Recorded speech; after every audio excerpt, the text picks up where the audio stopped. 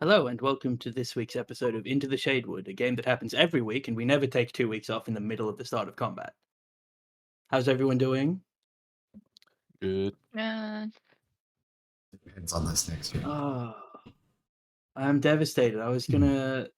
I was gonna start this week by saying "Stay fresh, cheese bags," and I forgot about it. What? oh damn. Don't worry. Just looking off topic, and you'll understand why I was gonna say "Stay fresh, cheese bags." Um, but yes, we are jumping straight into the second half of the first turn of this combat. I'm gonna get Bodman. I think we didn't roll. No, you did roll initiative, and it's just Yeah, I rolled bad. uh, 9 versus a billion. Okay, great. I'm not gonna put initiative on yet. So, the seemingly frail-ish, hunched old woman has darted across the floor in a way that really evokes when an anime protagonist moves faster than the opponent because they've dropped all of their weights, where they're just like flashing in place to save on animation costs, and then punched you square in the middle of the sternum. You failed your Constitution saving throw with a 13. Correct. Did you have a reaction?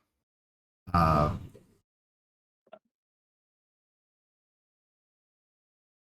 yes, it's not a reaction. I can just do this for free. Oh, great. So I will spend 4 charges to give myself a +4 of my core wand. So I just basically like pull on some of the magic to bolster myself and keep myself going rather than being. So +4 takes you to 17.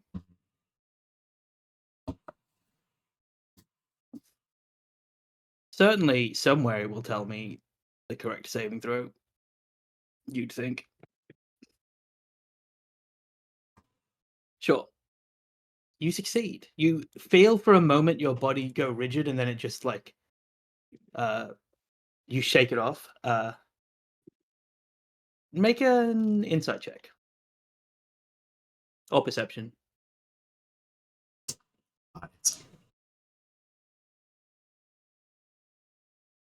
Great. You get punched again. Maybe. It's actually you feel yourself shake it off, and then a second punch is like hitting you almost in the exact same spot.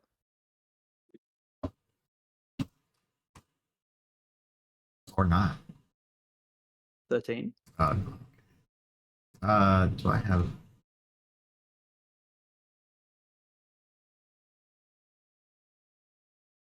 It's not.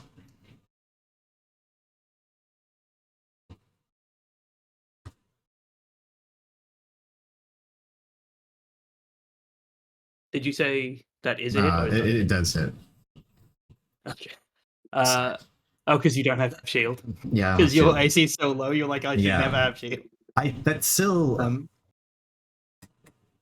+5. Oh, it wouldn't meet it. Yeah, I would meet it, so I get hit That's anyways. funny.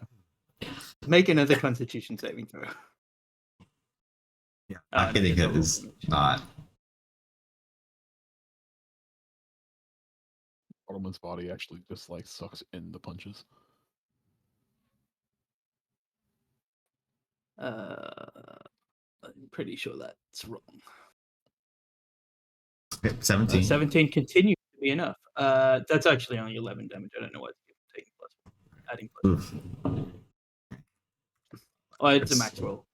Yeah. But she had to do a bonus action thing to get over here. So the turn is yours. Okay. Hold on 1 second. No, that's fine. Yeah, you can go. She'll be nice this time. She's trying to kill you, I guess. So she's not being that nice.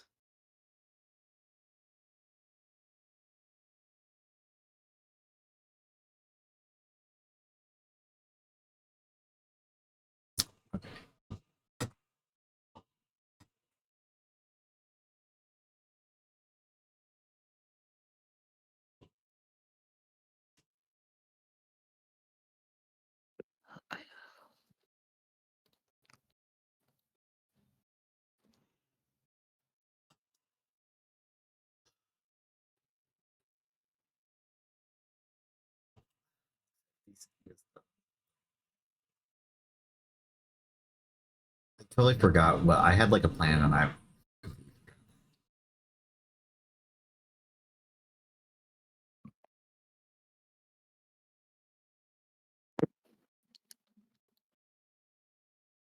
I can't be sure, but was it to roll over and die? no. Okay, well, just checking.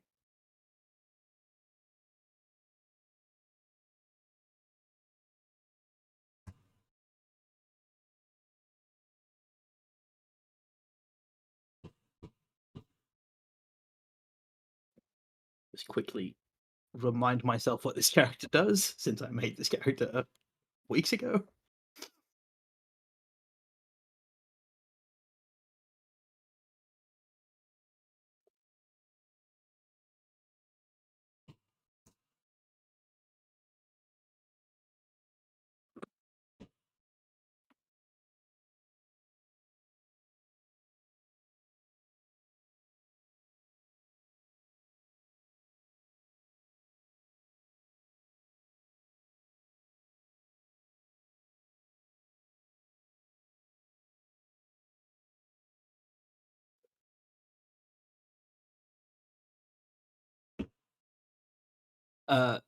Just so you, while you're thinking, Corvus and Morvathra, um, because this door is closed, you won't be able to hear anything that's happening.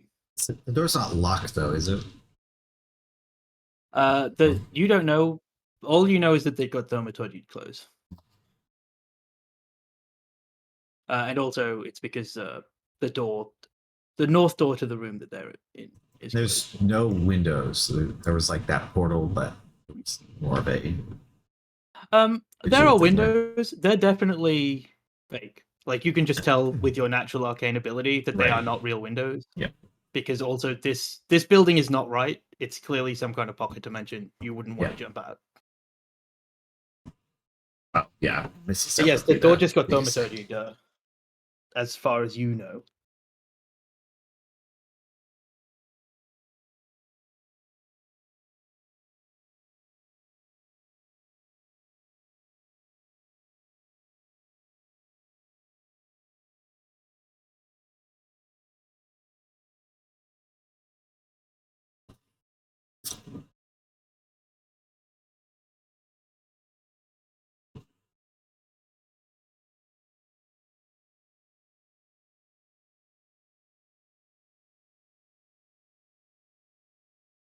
Oh, it's so much.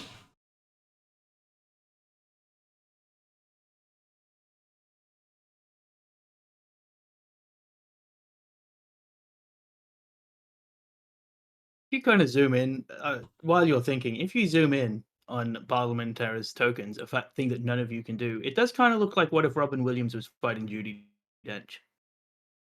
So keep that in your theater of the mind space.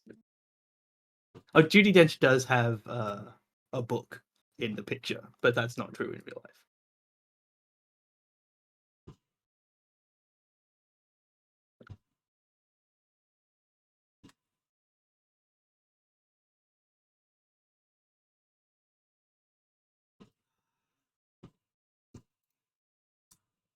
Thing I do is like not guaranteed to work. That is the nature of a dice-based game.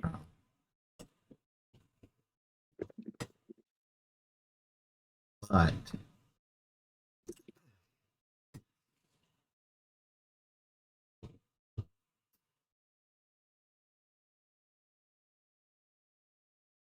all right.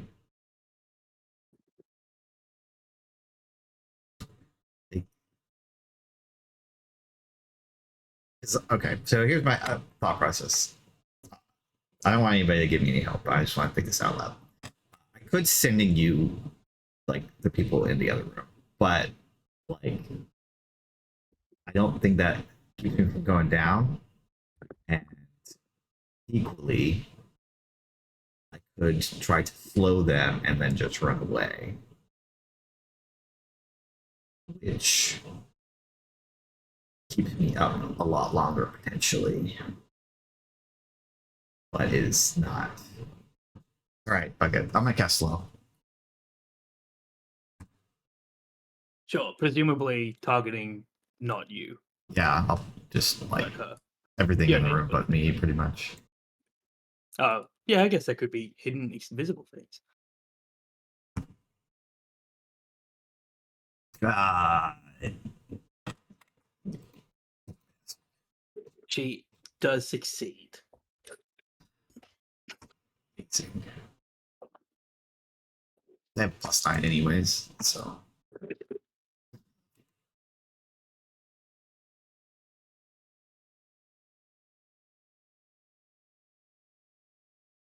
All right, I guess I'm gonna move for the door. At the very least, that gives me more charges to use for my wand. Yes, she will take her attack of opportunity, It's not letting me move. which Yeah, that'll hit. and make a Constitution saving throw, and take 11 because she's just going to max roll all day, every day. That's a success. All right. Try the door. It is not locked, so Here, this guy. 5. oh, he's actually technically over here, but I just said put them in danger.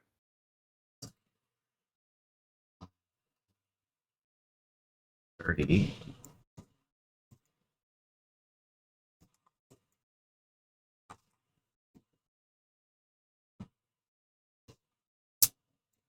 So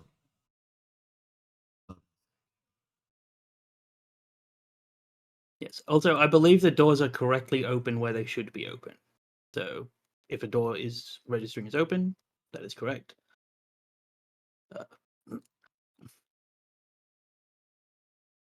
Corvus and Morvothra, can you make me perception checks, please?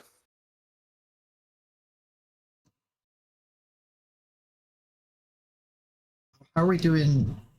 We're doing that. I can I can cast multiple level spells in the turn, right? If I can bonus action it. Is that correct? Yeah. Okay. Yeah. I'm probably gonna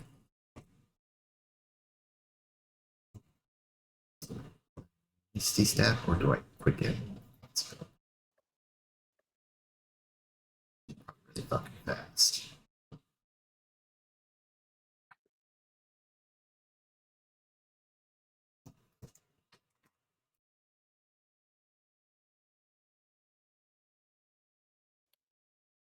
I guess I'll Misty Step into that. Sure. Morvothra, you heard to the north of you the door burst open. A door burst open, not the one that you can see. And then like feet running across the floor, and then Bartleman's voice casting a spell in like a hurried way. And we're gonna get everyone to roll initiative. I'll just let me set up the thing first. All right, Bartleman, you had a 9. She had a 20 something, if I remember correctly, but I will double check.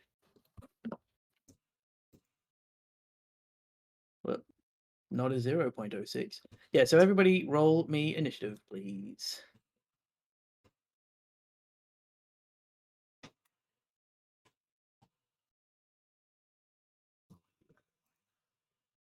Yeah. It was almost a 1. I was going to be very sad.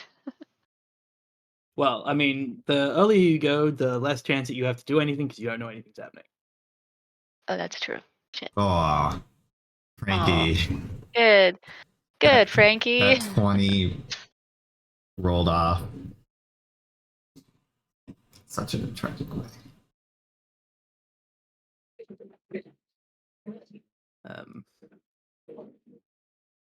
Do that. Then do this one.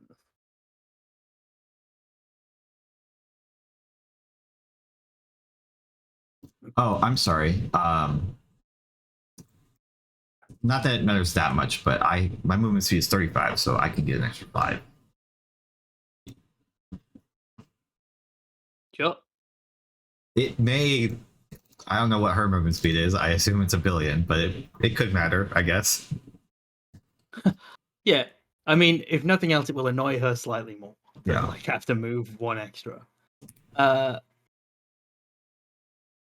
right, Mavatra, you hear that, and then you immediately hear the dashing of much faster footfalls. She goes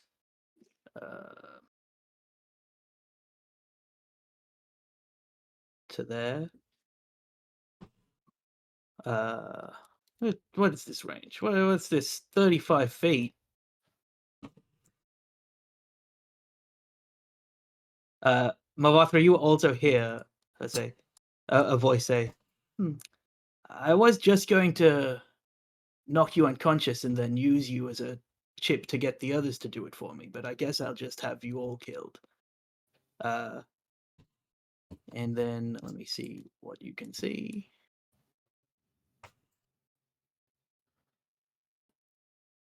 Backs off.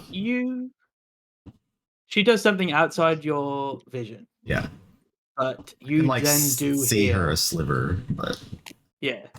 You then do hear the whirring of different automaton parts as the janitor in this room turns to look at you. And the quite kind, jovial face, you talked to this one. The kind, jovial face, like a smile begins to like break across it, similar to when he saw you the first time. But the Great. smile doesn't stop where the flesh would normally let a smile stop, and the face begins to rip apart as oil, just a deluge, rips out of this thing's face, and also the one that is standing next to Corvus and Moore. This deluge of oil smells acrid and foul, and almost as if there was some kind of arcane pleasantry keeping this thing's insides on the inside. That is gone now, and the smile that it's giving you is no longer a smile of like a jovial janitor, but instead a smile of something that wants to do you an enormous amount of physical harm. Nisakana, outside, if I remember correctly, Frankie has just eviscerated you about everything about yourself as a person that Frankie believes to be true. Yeah. So, and for some reason, you felt in that moment a fight response, and you rolled initiative. No. Do you have anything you'd like to do? Currently, there is nothing. Whoa. Oh, that's so cool, Discord. Yeah, I set this up for if anybody's Discord ever goes down, everyone's Foundry doesn't work during a fight, Discord will now output like stuff as well, and you can That's roll for your cool. character sheet as well. Very nice. Boy, I want to punch Frankie so bad. A different fight starts outside. Literally, we have bigger fish to grab right now. But we don't know that. I think we did see, right? No. You both failed. There's your an illusion. Okay. They have like a lot of they got high stealth happening. And there's like an illusion to seem like we're in a windowless or doorless room. I'm just going No, to you're move. outside. Or, You oh no, we are outside outside. the house. Okay. So you move? So we got out of that the illusion of thinking that we were in some weird. No, I remembered space? this when I was planning this. You, Maddie, incorrectly understood the situation that you and Frankie were in, where you'd been ported back outside. And I remember Kristen correctly thought that. Kristen knew what had happened and you didn't, and I didn't correct you at the time because I was thinking about other things. But you are outside the house, and you have been outside the house since they went. Got it. Kristen, Frankie was trying to break into the house with the crowbar, Oh, not out of the house. that's what it was. Okay. It's like we were doing something whole with thing the about it. wall and windows. Yeah. Okay. Suddenly, the kind of dissonance we were having also makes a lot more sense. Yeah. I was aware of it at the time, but you were also saying some mean things to Nisakana, and I was like, I kind of want Nisakana to punch you, and I think the dissonance might make that more likely. Okay, that makes so much more sense now. Awesome. I've been thinking about it wrong the entire time. I think the conversation still would have been the same, actually. Yeah, it would have been the much of it same was the actually, same. but action of space-wise, thinking of where we are, Nisakana is just going to kind of clench her fist really tightly, maybe make a quarter lift towards Frankie, and then is going to turn and try to walk away. Sure, move yourself where you'd like to walk. You won't notice anything, but it will show up on your screen. Because I assume the building is the flat space behind us. Yeah, it's a Okay. wall that you can't see through. Well, then I am just going to move. Is that 30 feet? No, that's I 25. assume that's... You can go one more.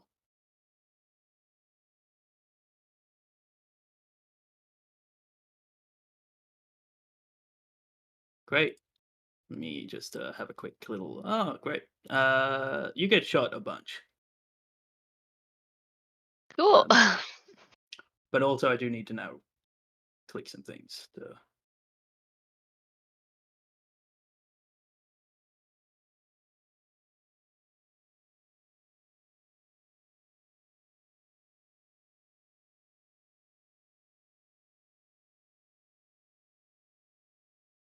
what's the thing?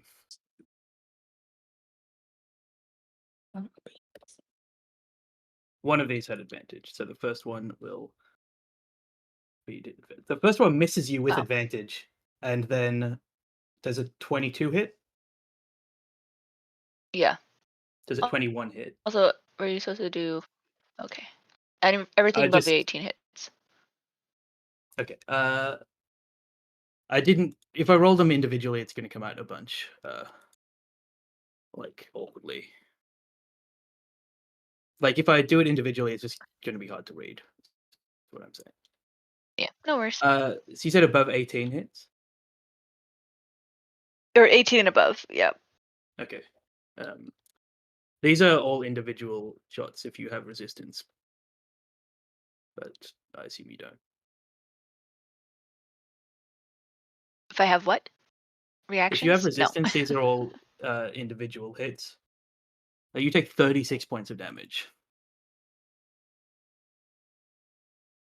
But Great. you're aware of them, and so is Frankie. Frankie, you saw Nisakana just get lit up by arrows. And that only took your movement.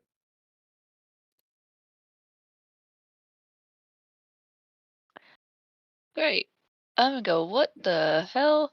And I'm gonna pull out my short bow and try to shoot one of them back. Okay. If I have... Yeah. I'll just shoot this one that's here. Sure. Technically the closest, I suppose. Yeah. Because I can't hit anything with my glaive. Wow. Absolute garbage. Does an 11 hit?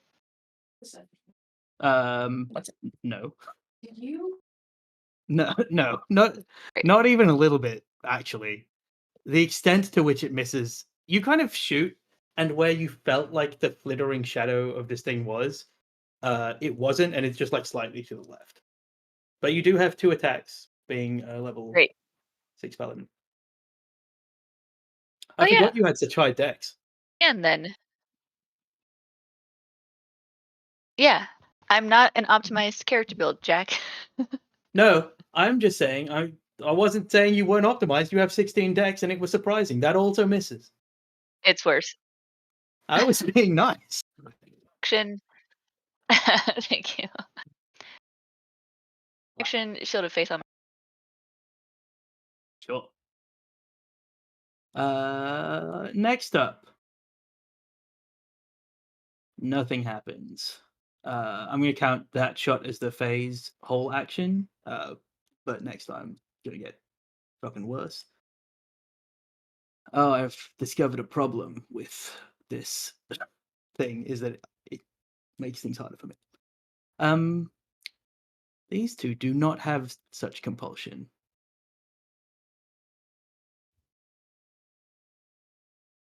It's their movement. 35. Okay. Actually, it doesn't seem to appear. You see Nizikana and Frankie, two identical tiefling. One is green and one is blue, and each time you blink, which is which changes. And they are going to shoot once at Nizikana and once at Frankie.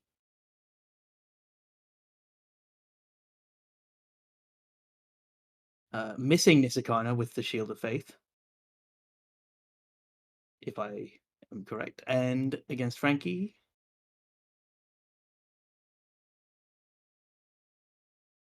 Hitting for. Do you have any weird bard stuff? Not that I can remember quickly enough to not waste time. You take 8 points of damage as the an arrow just pierces somewhere in your torso. Cool. Mobathra. The figure of the janitor is now just slewing away its artificial skin. It kind of looks like a cross between blackened blood and real blood underneath. But it's like hefting its broom as if it's going to start being more angry. Okay, and then I had heard Bartleman panicking or something. You heard Bartleman through the door that is closed to the north, running, casting a spell while seemingly slightly out of breath, and then another voice saying that they were just going to knock Bartleman unconscious and use him as a bargaining chip. He probably also would have shouted back something after that, like wait, hold on. What did he sound like? Your selfishness would doom thousands.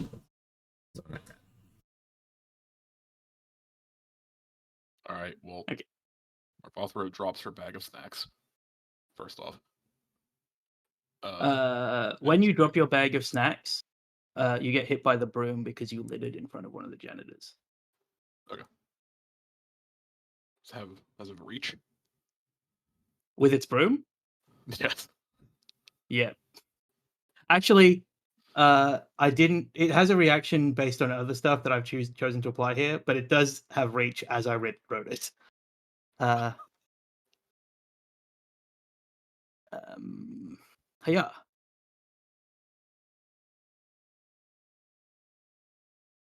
And I need you to make a strength check. Strength save. I'm wonderful with this. You take 10 points of damage. 8. You are swept, quite literally, as the bristles hit you. Well, this actually is a weird one on an opportunity attack, but you slam into this here, and just roll me a d20 and hope it's not below a 4.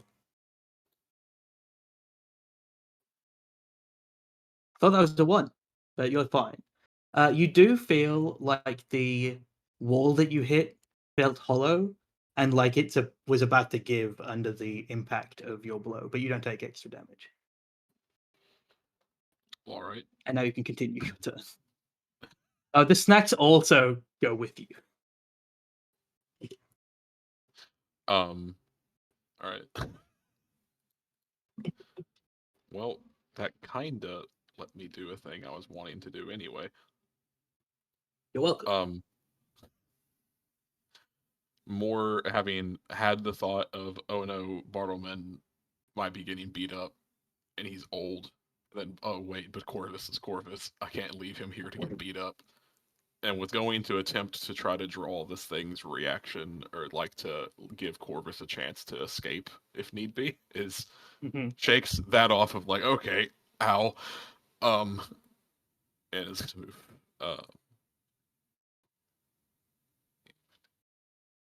25.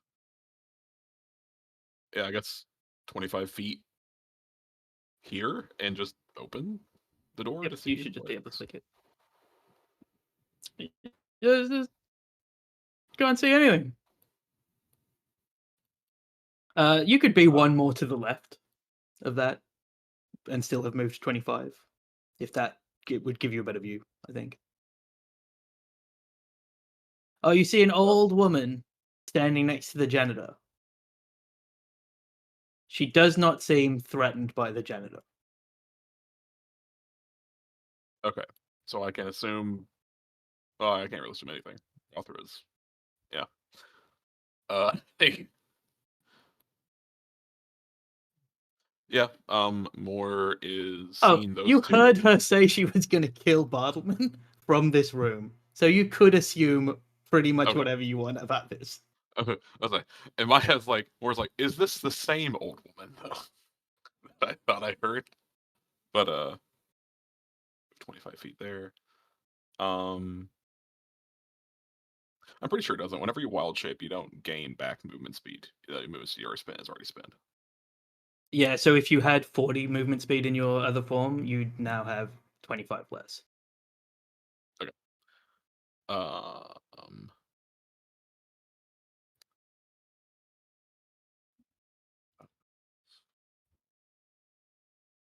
Yeah.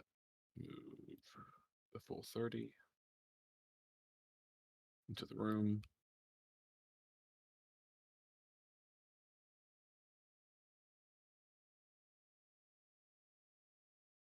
Yeah, I wouldn't be able to make it there, unfortunately.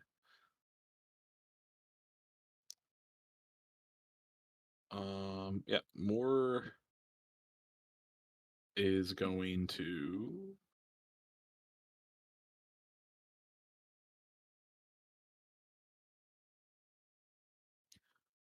yeah, okay, it's still just going to wild shape.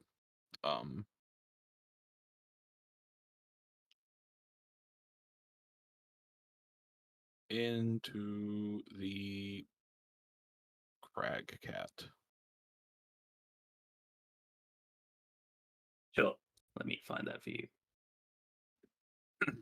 The got so many creature things. Not the new cat, the original cat, right? Yeah. She's turning into the kind of stockier of her animals and Sure. forms. Do you have a automatic control of that token? Yes. Great. I think it's gonna be 10 feet. And it's just going to kind of get in the center of the two doorways. Oh, You can see Bartleman. Yeah, you see a crag cat prowl. Yes, prowl into view. That looks very not happy. Wrathful. Oh yeah, you're raging as well. Wild shape, yeah. Hairs on end, tail, complete floof. Think. Oh, actually, I didn't use my action. I'm gonna use my action to dash. Sure. And block up this doorway. Okay. That works.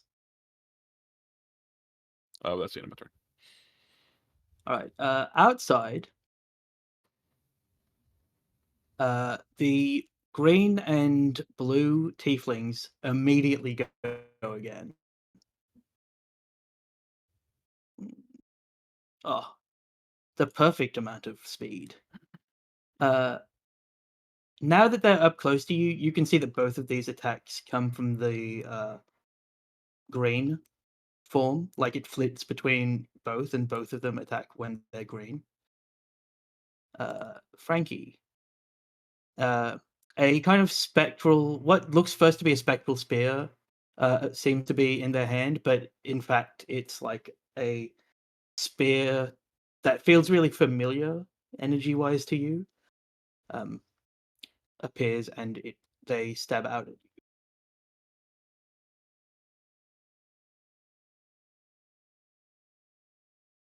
For minimum damage, take 5 points. Yeah, 5. And the same spear attack comes at you, Nisakana. Which will do 12 points of damage. The way that they move as they come closer to you, make a concentration save, please.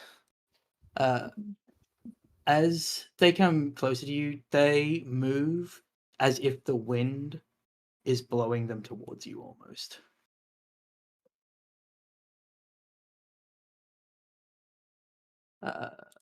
And then Frankie, it is your turn. Just to You clarify, can hear just- many voices in the distance, like in the okay, close so like we're alerted to their presence, but the only ones that like Frankie does have visual on are Ebb and Flow. Yes. Okay. And what direction did the volley of arrows come from? Nisakana's direction. Okay. So you saw the giant semicircle. The ones that are close to Nisakana were the ones that shot. Okay. Frankie glances over at Nisakana. He goes, okay, for now, sorry about earlier. And then casts a fairy fire over her head. Like my goal is into like that direction of where we saw the arrows come from.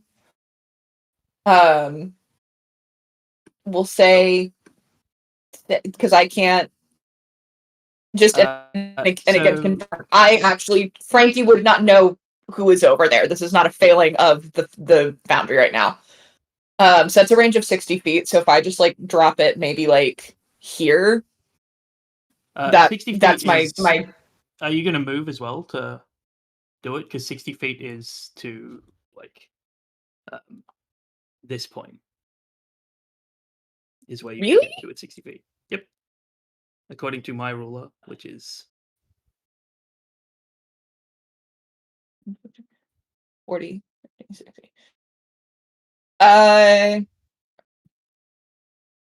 Yeah, that's fine with me then. Okay. I just also something about how that was like mapping out didn't make sense to me, but now yeah. All right. Yeah. If you cast a spell, it should give you a template that you can put in that spot. Otherwise, I'll do it for you because I can't think of what a 20-foot cube is right now. Yep. We're in the part of the game where I'm remembering how Foundry works. Mm-hmm. Okay.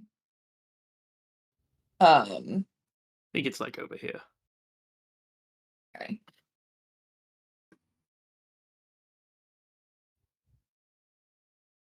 There's my cube. Sure. Maddie will have seen that I gave you one extra because it was very close to being one extra. Yeah, you see 3 are lit up.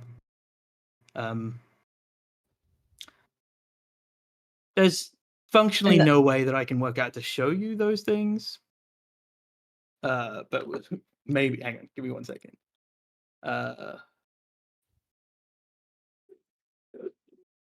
Yeah, so maybe you will be able to see it now, but if not, you have 3 lit up that you can see over there. Perfect. I have 1 lit up that I can see now. Okay. And then I want to bonus action disengage from ebb and or flow. Do I have, again, unfortunately I can't see the layout of the map. Do I have like enough movement? Yeah, go ahead. Sorry. So what I perfect world, I want to disengage and like get myself set up like behind something so that I can like hide next turn at the start. You Or, can like, run around a Duck corner. around the corner. Yes, the corner is perfect. Great, I will do that. You're actually at a door. Well, you're not because you can't see the door, but so don't worry about it. That door's not visible for you. You disengaged. Yes, that was my bonus Did action. I give these things my favorite feat? No, Sentinel. because it would be broken. It would have been broken to give the things that move twice Sentinel. Bartleman. Oh boy. Yes.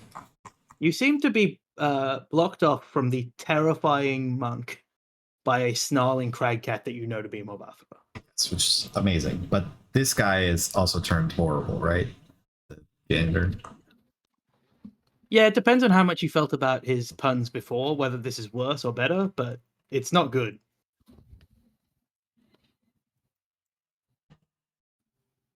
I'm just gonna take a step down to see if I can get a view of the lady.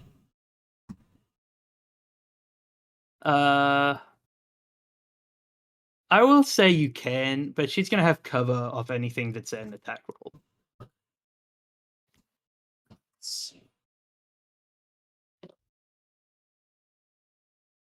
The rage of the crag cat's doing the like tall arched crab thing, so you can see underneath it.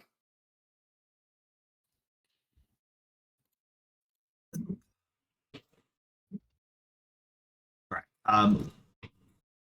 First things first, I'm going to deal with this guy. And I'm going to start that by hitting it with my wand of binding ice.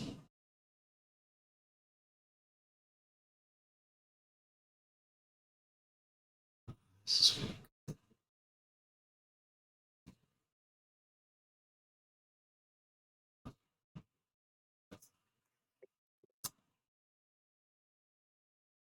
Save. It needs to make a con save. Sure.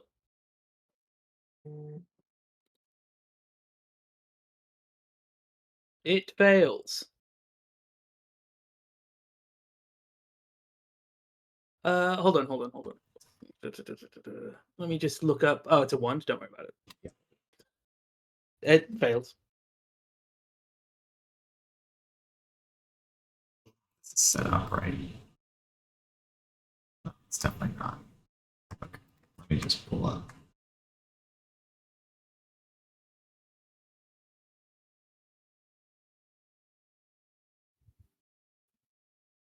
It's annoying that it has Rhymes Binding Ice as like a linked thing that you can't click. Yeah. For whatever reason.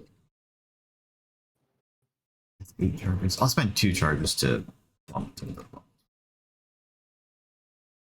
Just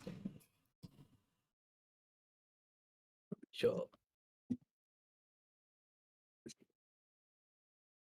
okay. 16 points of damage, and it is can't move, frozen. It just has its speed reduced, or Yeah, its speed is reduced to Yeah. 0. So it can. It's not like restrained or anything. It just can't. Yeah. It's not like a full frozen can you thing. only- It's more like the legs. can you roll me a d12? Sure. 11. You feel like it takes more damage than it should as you see like the oil that's coating it begin to ice up as well. But it is not in a way that makes you think that it is simply vulnerable to ice.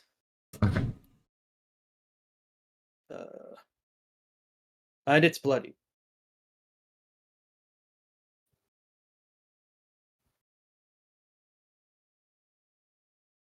Well, it's like reverse bloody because you froze its body. Yeah. its blood is flowing less, but in a bad way. Also, its blood is oil.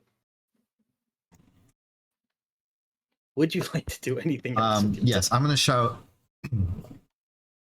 Say, Morvathra, hold them off.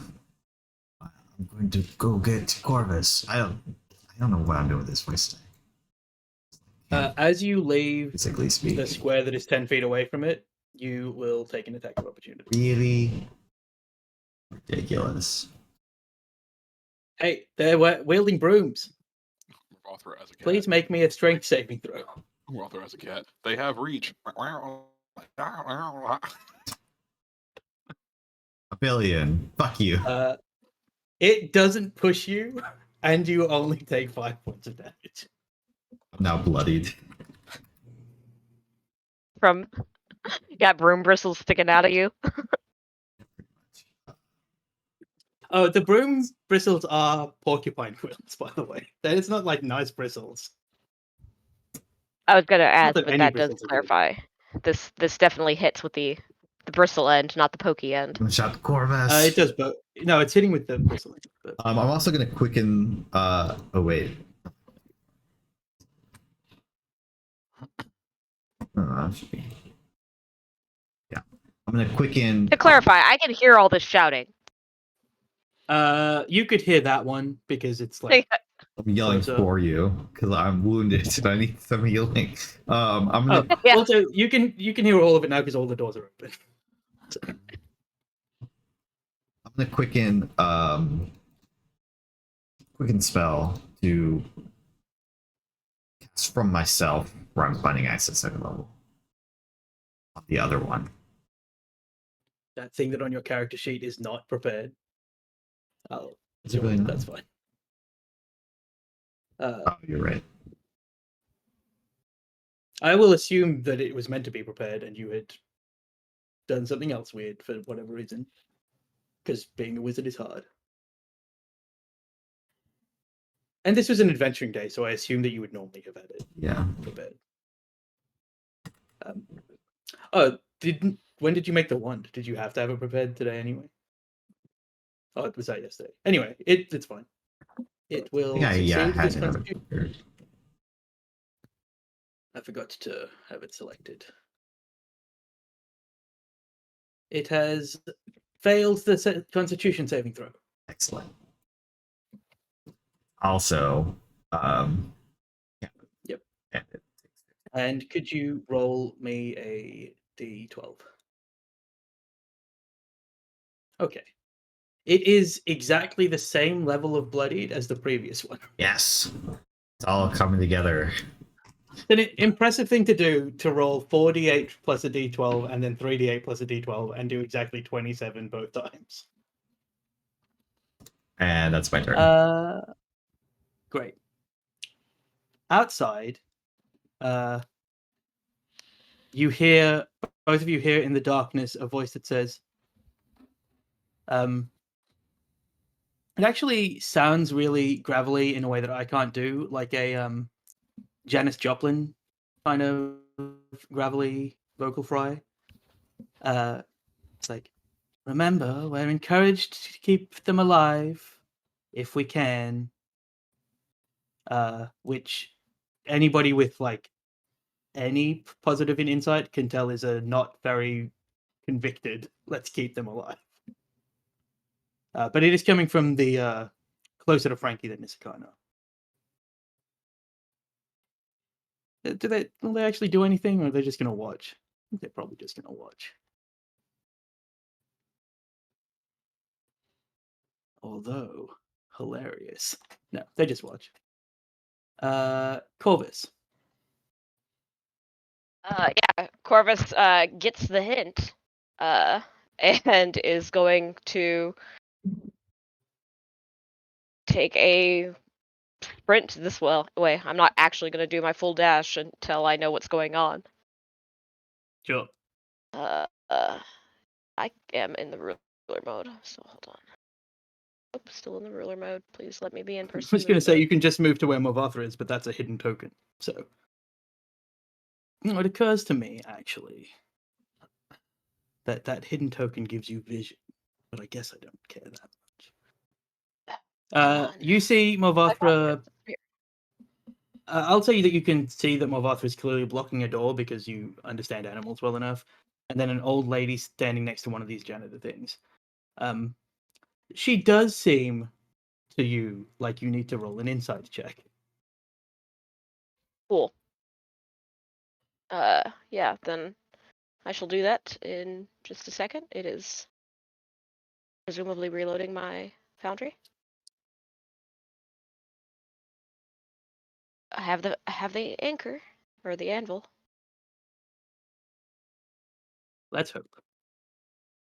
Um, What if I blind I GM just- rolled this deception to myself in a really hilarious way that I don't even get to see it? there we go. As soon as I went to open it in Chrome, it worked in Vivaldi. Of course, the greatest browser. Does it have some sort of like weird shortcuts applied to left and right click? Because it seems to. All right. Yeah, I'm gonna look at that weird old lady and take the nudge I've been given.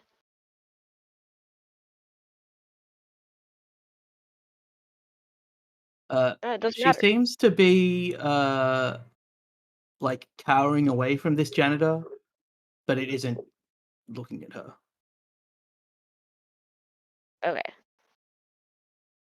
Uh, do I have a general sense of where I heard Bartleman's Bartleman? voice? Yeah. Yeah, the south of, like, you couldn't see Bartleman, so you knew that he wasn't in the room that you had come from, to the south, but it was kind of in that vibe direction. Okay.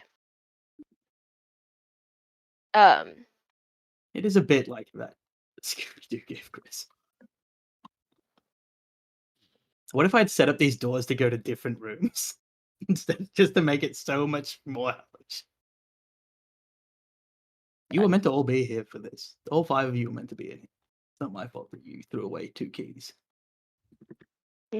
Yes, that is exactly what's happening in that image. The I don't think it has anything to do with it, but the fact that I'm still concentrating on Less Fool Eye doesn't have any effect on my interpretation of Old Lady. I don't remember what that spell does. That's the one that I did solely because I'm tired of my I witch remember what the spell master treating me. It's does. I don't less remember what it is. susceptible to lies and magical influence, disadvantage on charisma checks to influence me, and I have Oh. advantage. Then yeah, she would have disadvantage to deceive you. That's exactly the entirety of what that does. Okay, yeah, and Let me find her again.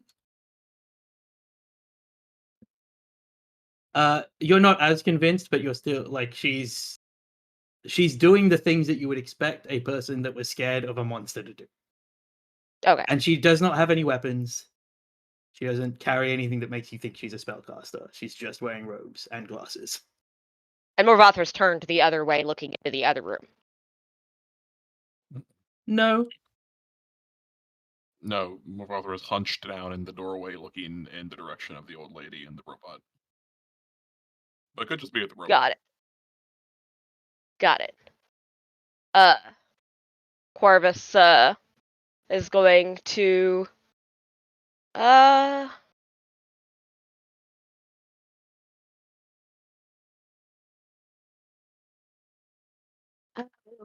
well, I mean, I heard Bartleman shouting for me, and I know she's in the south of this zone. So, can I see past Morvathra at all, or does that cat You can see block exactly what you can see from Okay, where cool. you are. Morvathra is canonically doing a intimidating cat arch. Yes. Got it. I think I'm gonna gamble based on Bartleman's cry. I think it makes sense that Corvus could hop into that room. So let's see what Go past Morvathra. Yeah. He's underneath the arch. Yeah, just skid right underneath. It's not the weirdest arch that a witch goes under. I think they just historically are probably doing weird things. I'll move you in there if you like. Sure. because I don't know that you can see the door and there'll be annoying walls. Yeah. It's the 30. You see 2 rooms largely coated in ice. Well, you see 1 room largely coated in ice, and then Bartleman has just like expelled more ice in the first room. All right.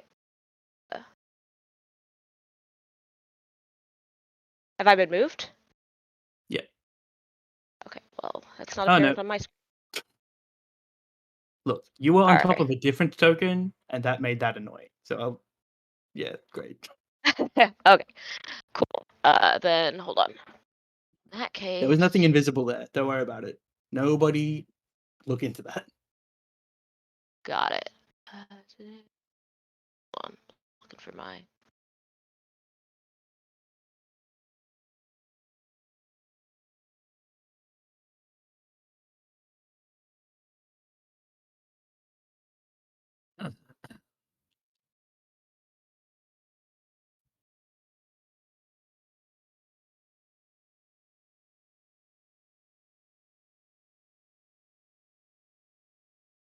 Okay. All right. Turn planned. So after Corvus zaps into Springy Faye being behind Marvathra, Corvus is gonna like look over at Bartleman, who is like in this like last stand sort of pose, and I'm just gonna bless you both. And yourself. Well, yeah. Just, I don't deserve it. Not this time. Sure, you do that. You both feel the blessing of the Witch of the Green, I guess. Yeah. It's the same one as before, that like vine erupts around your arm, and in Marvathra's case around like one paw, just the edge of the paw. Actually, no, I think it's the tail. The tail is funnier. Well, that's Little going to annoy a strawberries. cat to no end. Yep, little strawberries growing off the the vine. Marvathra, I'm going to say that I need you to roll me a d20.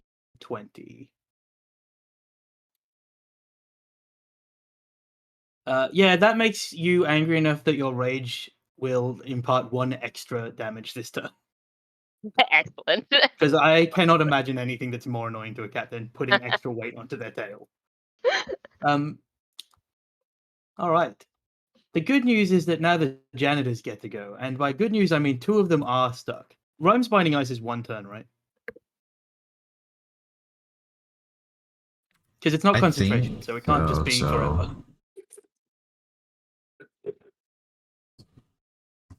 Oh, ice formations for 1 minute? Or Another use the creature. Oh, until action. okay. So it can use its action to break itself free. Both of them do use their action to sweep away the ice, which actually looks more like pickaxing the ice, like hey, and both of them get their speed back. This one, what's the move speed? Okay. This one will just go 1, 2, 3, 4, 5, 6, 7, 8. Literally cannot reach to free the other guy to give him space. Marvathra, you see this one go 1, 2, 3, 4. Goes to here. And like very mechanically, it's not really even looking at you. Pushes a button and causes all the these 4 portals to open up.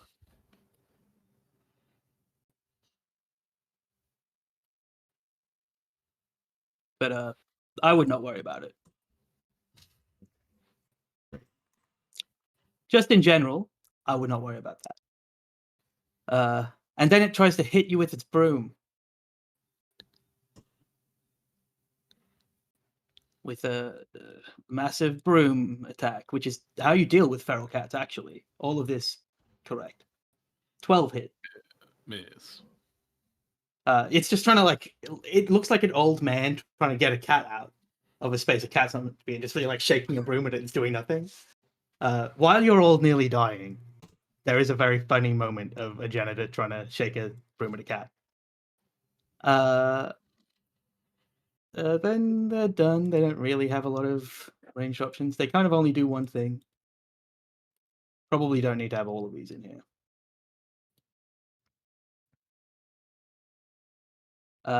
And then we're back at the top with the monk, who will go into this room.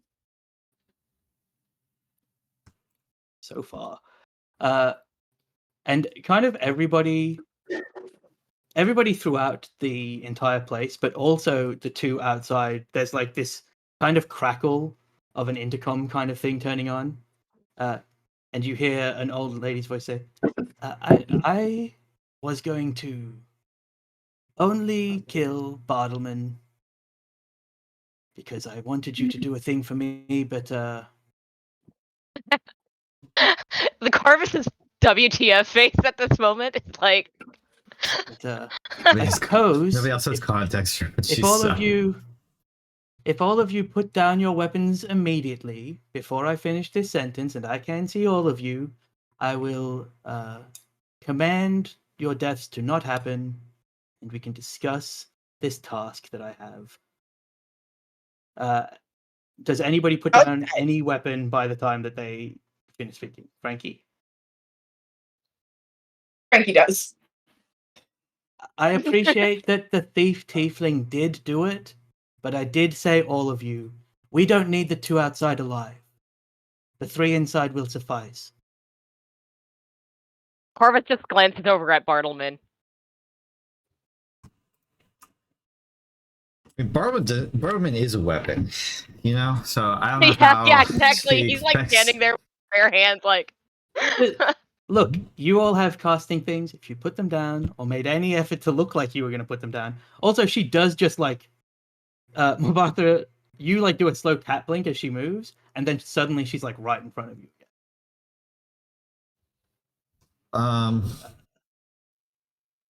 Would it be out of turn Wait, to then can say we Frankie all- shrugs and picks his weapons back up? Yeah, you could pick your weapon up. Yeah, you could all hear it. It's like an intercom system that also goes to the outside of the house. I'm not You putting mine down. certainly... Okay, the both of you outside put your weapons down. She says, just so the three of you inside know, your two allies outside who are besieged by arrows did drop their weapons. Just Last Nisakana chance. didn't. There's no way that Don't believe paladin that did that. Nisakana did that. I have stowed okay. my bow and Yeah, I've drawn I'll- my claim. I'll stow my wand if it helps. Wait, so does it kind Sure. of stowed a bow and then draw a sword? Yeah, put My the glaive. drop the Drop bow, my and bow. then for a moment, Unhooked my glaive. Tara was like, "Oh, she did do it," and then hooked the glaive. Okay, yeah, you can put your wand down and pick it back up on your turn for a free action because it is clear that the offer of mercy. Okay, has not been everybody denied. is going for it. Turned down. So Yeah. Well- look, the deal was offered, and enough. She has a I finite amount got of shot time. with arrows has out of any- the fucking blue. here's the other thing. Yeah. Nobody has any context for what she's talking about except for She's- Bartleman. Yeah, she's a little annoyed about it, and Yeah. probably didn't really offer it in good faith anyway. Maybe. Yeah, but Corvus she- will holler at her anything like, I might have taken the deal, but you are certainly lying about my companion taking the deal. You can see that she's like that. The old woman's now suddenly right next to Mubatha and therefore very close to you. Ah. And she says, "Oh no! In my defense, your tall, elven friend did, in fact, drop her bow." But she doesn't add that. Then also, She physically- had Yeah, a- Corvus and is you- like She had out her just bow. shaking his head at her. Just full shaking his head. Just sure. I didn't know she could Nisakana. use a bow. It is your turn. I also didn't know Nisakana could use a bow, and then suddenly it has a +3. So like, So yeah, I need am to get half Mr. elf. Connor I am trained in bows. Yeah, I Again, know I that you think could. you I had just didn't know no that re- you could use a bow. I didn't Yeah. know that you, the heavy armor user, had a +3 to Dex. That's all. Yeah. But it's also your turn. Yeah. Great. Glaive. Attacking ebb and or flow next to me. Be right back. Sure, it will be one of them when you hit. That is God. true. Why won't you roll for me? Jeez Louise. Oh, you're lucky that neither Ebb nor Flow has favored enemy elf. Okay, so if it's a +1, then that means my bonus is +7. Okay, I'll just fucking roll the shitty way since it's not wanting to go. Yeah, that hits. 26 to hit. Great. If I'm concentrating on Shield of Faith, can I still cast a different spell, or will that drop Shield of Faith? Like, can I smite? If this, you can smite because it's not casting a spell, but Okay. you can't cast a smite spell because you cannot cast a smite spell because it is a concentration spell. Okay. But also, Great. they're bad, so don't do it. Right. But Okay. yeah, that hits. Okay. Why? It's like all of the info about what damage I do with the glaive has been removed from the thing. I don't know. Oops.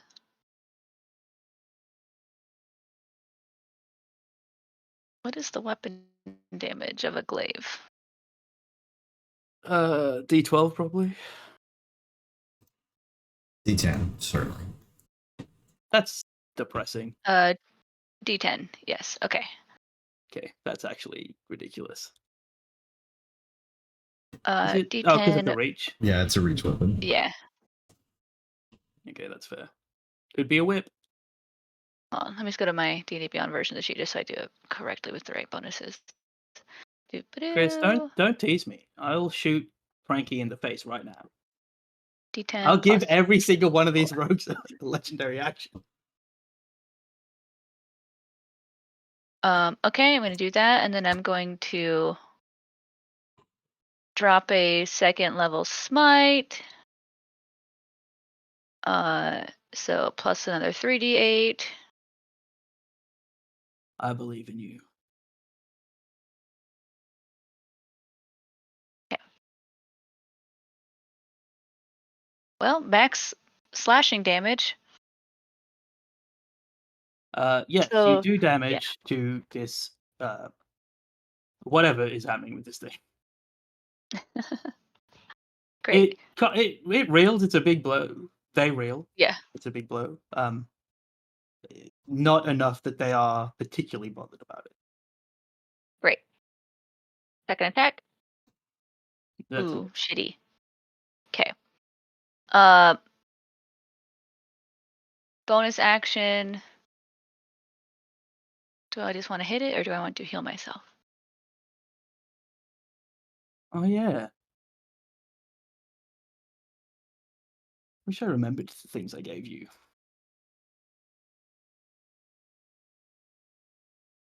It doesn't look particularly injured, by the way. Like, it's not bloodied from your blow.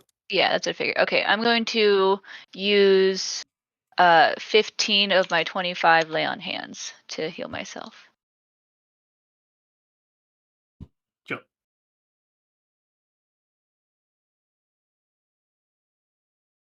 Okay, that is my turn. Out of the darkness, a tall tiefling. Actually, hang on. How far can you see? Out of the darkness, a tall tiefling strides. He is maybe a foot and a half taller than Ebb and or Flow. Although they are differing heights. It's just a very small difference. He has stag antlers that kind of come out the front. He looks. What's your passive insight?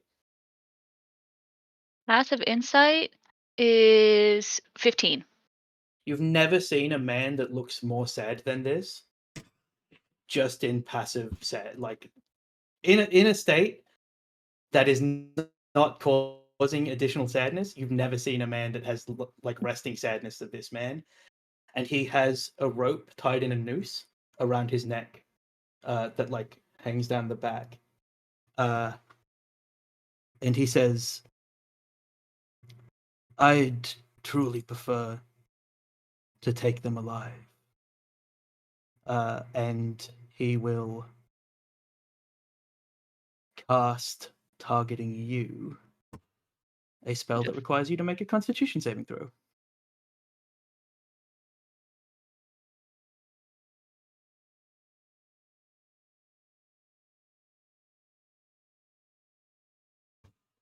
Only a 10. You will be blinded. Great. I like that I can apply that to you, actually. Yeah. But then you hear with from the man that you can no longer see, if any attack the paladin, I will give her her eyes back.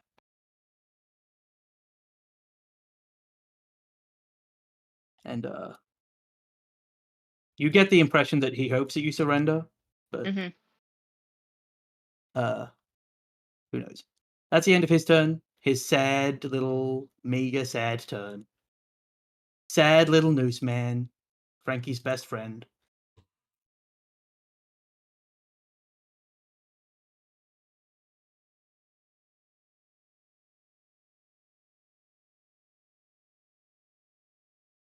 Frankie, you're going to get shot 8 times. Cool. Cool. These all have +7. All right. What's your AC? 18.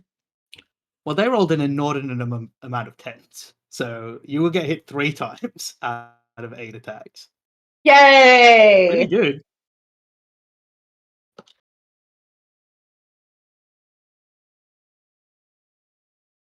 But you did get hit for nearly max damage. You take Are you 38 alive? No!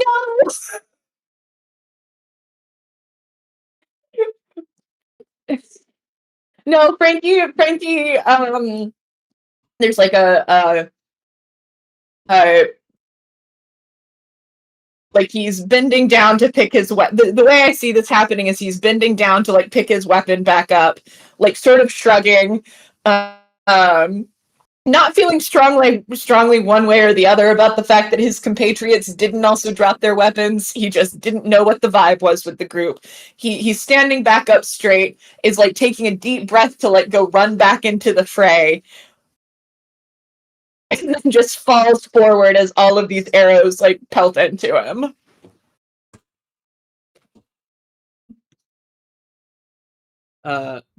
You have a familiar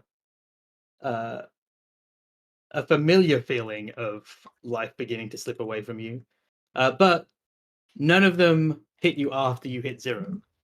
So you currently also fairy fire goes down, which would tell Nisakana that you went down if Nisakana wasn't blind. Yep.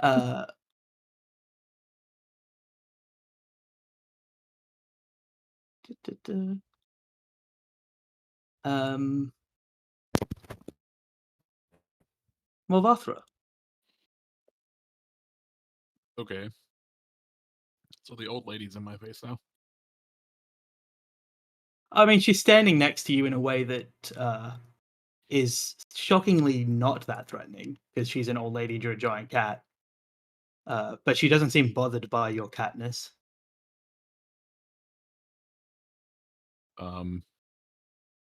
Yep, Mora's just gonna do a swipe down at her. They're too Sure. close for the pounce to be a thing, so.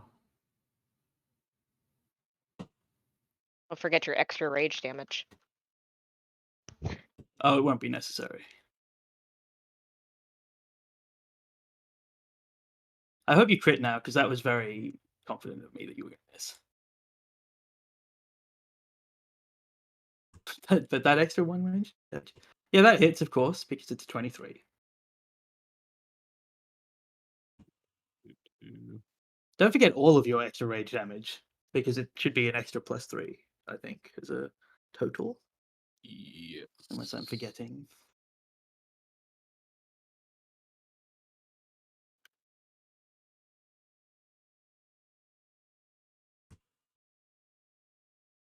Wales. Yes, she takes 12. She's annoyed about it. It's obvious, because it's clearly ripped her robes. Rag cats can't. Corvus... I don't think so. Yeah, no. Corvus, can you make me a perception check?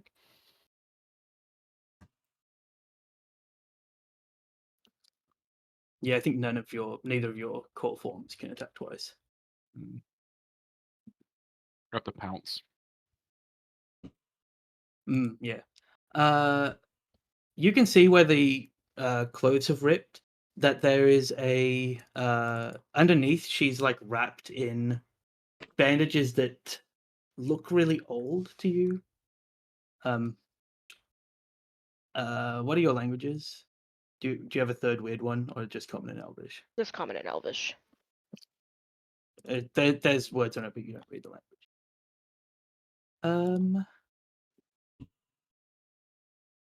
Could I please get a death save from Frankie? Really a pointless death save, actually. Yeah. Is there a way Or was to it do to that happen? from character sheet, or should I just roll the d20? If you click the skull in the center of your red thing, that should do it.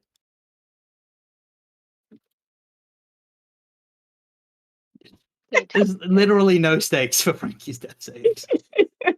Good. Bartleby. I mean, a little bit. It's like, do I get to wake Yeah, up you can today get up. or tomorrow? Get up is the big thing.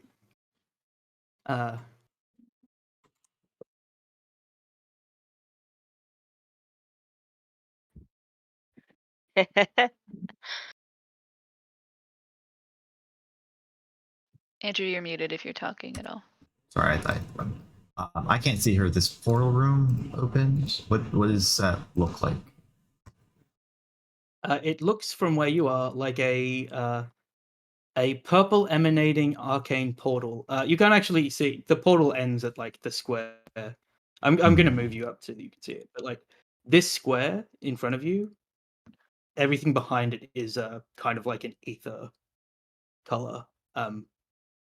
But the square is like the only space that actually exists in that central area. I can't like see where the portal leads or anything, right?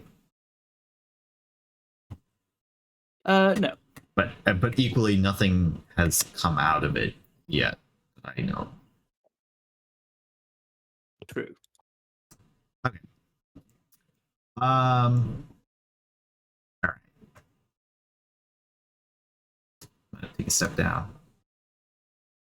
Corvus is like holding out a hand, like trying to reach you, and it's just like watching you get further and further away. It's like, well, No, I'm gonna come back. Give me a well. I also have to pass by that guy, unfortunately. I'm gonna do another wand.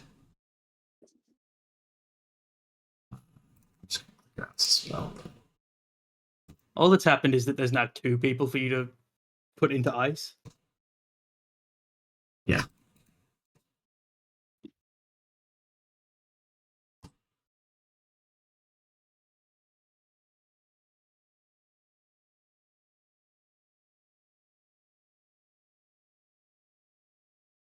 One of them succeeds, but they're still gonna take. The top one succeeds. Roll the d12 extra as well.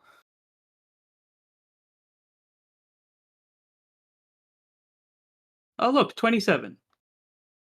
This Very feels good. like not accurate math-wise. Very The bottom consistent. one that failed dies. Okay, that's good.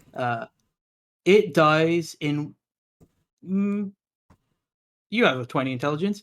It dies in what should be a visceral explosion of oil, except for the fact that all of the oil is frozen. And this. My thing's Less. Back this way. Yeah, because I moved you before. That's fine. I'll let you know if I think you moved too far. Yep. Oh, that's really annoying. Then I will.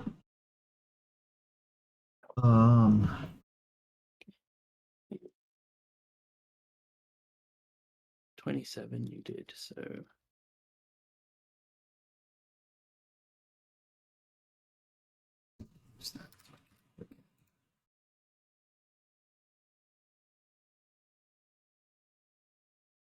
imagine how good is Quicken Spell in a world where you can use 2-level spells.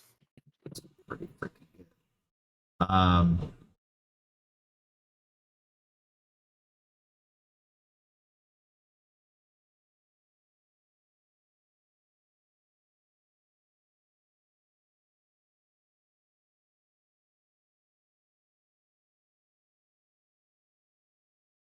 Yeah, I don't think it's worth it to.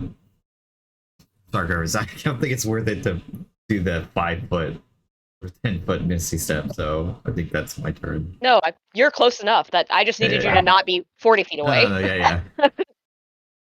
So no This is Quicken Spell? perfect. I just had to move the 1 foot to get the. Yeah.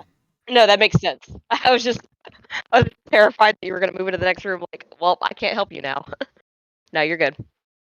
I can get to you just fine. Yeah, that's Most likely. Outside, in the darkness of blindness and night, the gravelly voice says, well, if she swings again, kill her. Corvus.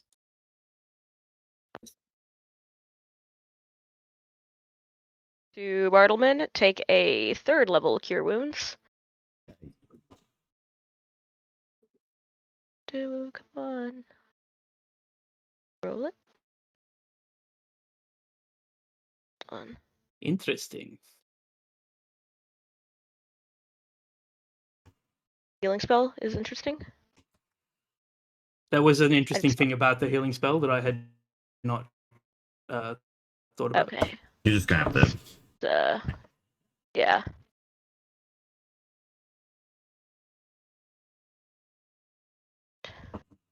A lot of the stuff did fix itself from the first time this updated, where like nothing worked, but some of it's still weird. Like maybe just importing Cure Wounds again would fix it, but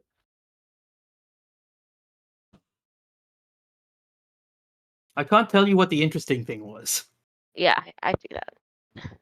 But it was interesting. That's pretty good. Back up the full. Thank you. +8. Oh, I tapped with the wrong thing. It's plus my spell casting, so 5. 5. Yeah.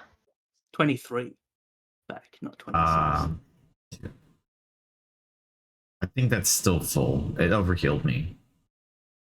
I forget where I was at, I'm gonna be honest with you. I don't care about the difference of 3 health. If you end up with 3 health too much, good job. I definitely would.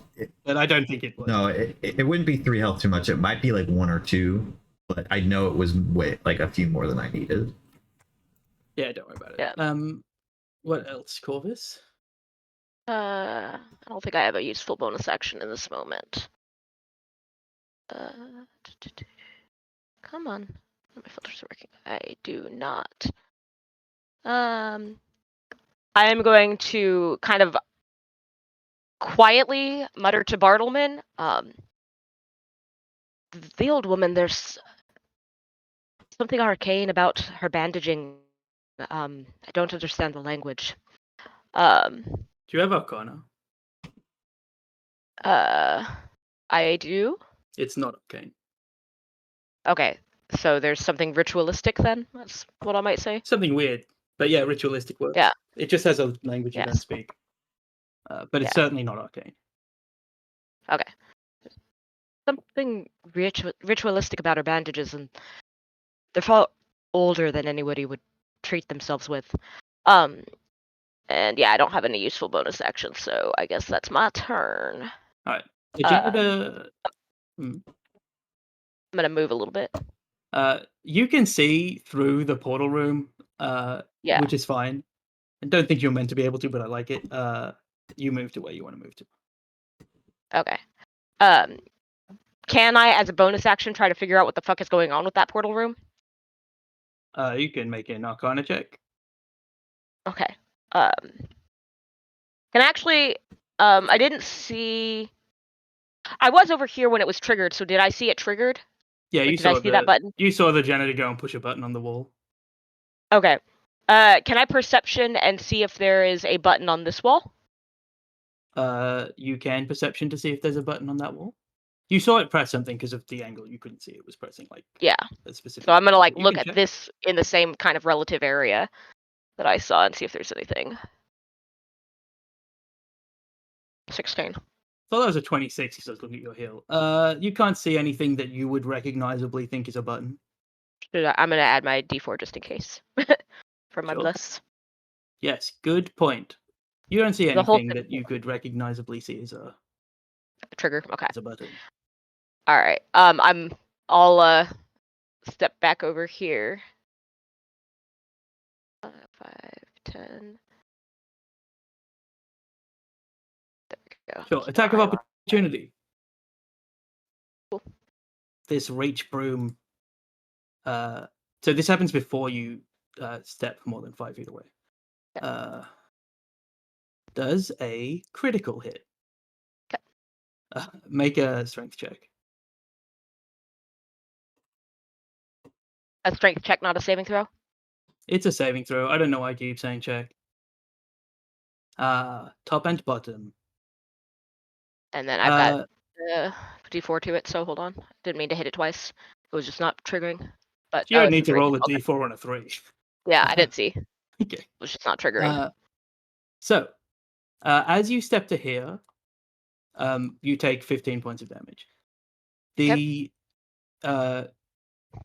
creature swings at you and pushes you. And as it begins to push you, you are swept into this place. Okay. I'm leaving you in the center there. That's not where you are, but we'll resolve it. Oh, I'm not when anywhere. next time. Oh. Well, I just hid you. You should be able to see your token, even though you're hidden. It's your token. Okay. You're here. Okay. I'll leave it open so you can see stuff. But all right, that one. That's the end of your turn. You don't take any damage going into the portal. This guy moves. He does something. This one will move to here and attempt to sweep Bartleman into the portal. The portal of lost things.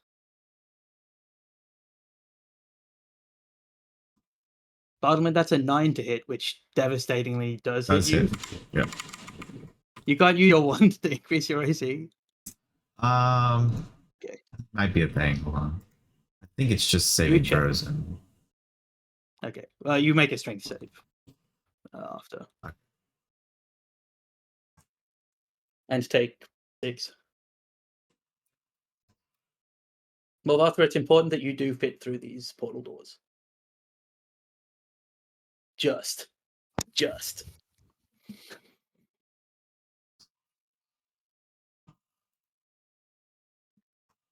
Yeah, you're concentrating on slow from forever ago. I'll burn. You have a D4 on that? I don't know if it'll make a difference. But very well may, because I can also burn 10. I'll burn.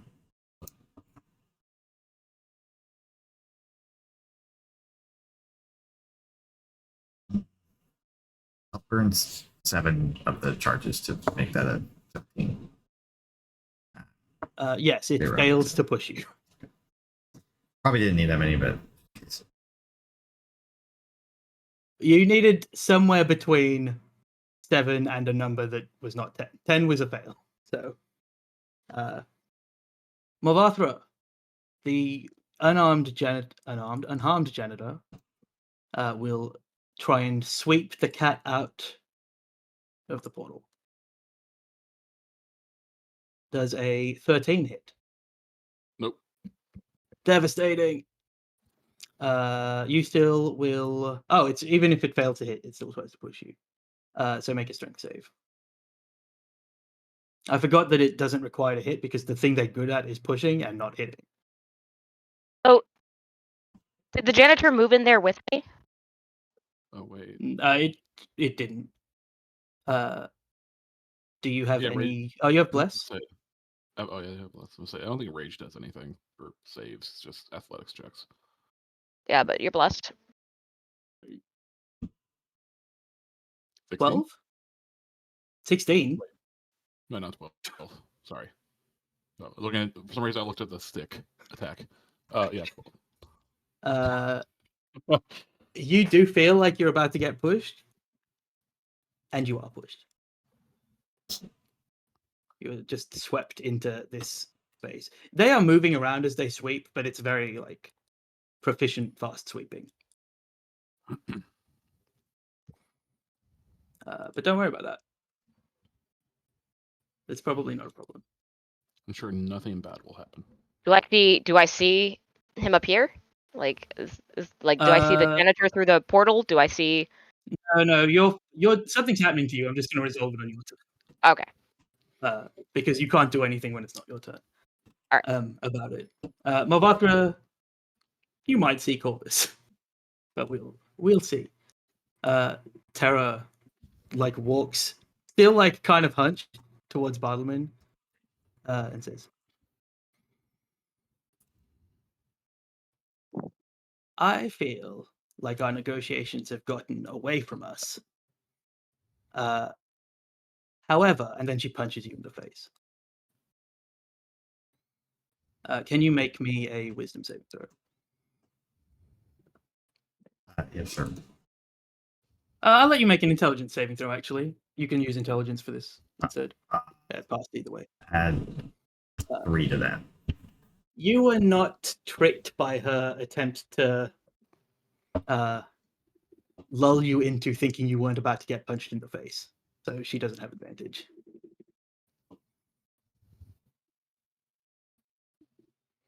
What's her key point situation? 2. All right. So make a save for stunning strike. I don't know. You haven't seen what happens to me yet.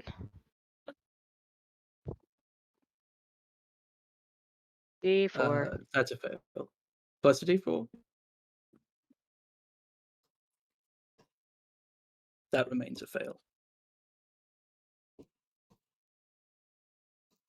So you are stunned. You take, this time, not 10.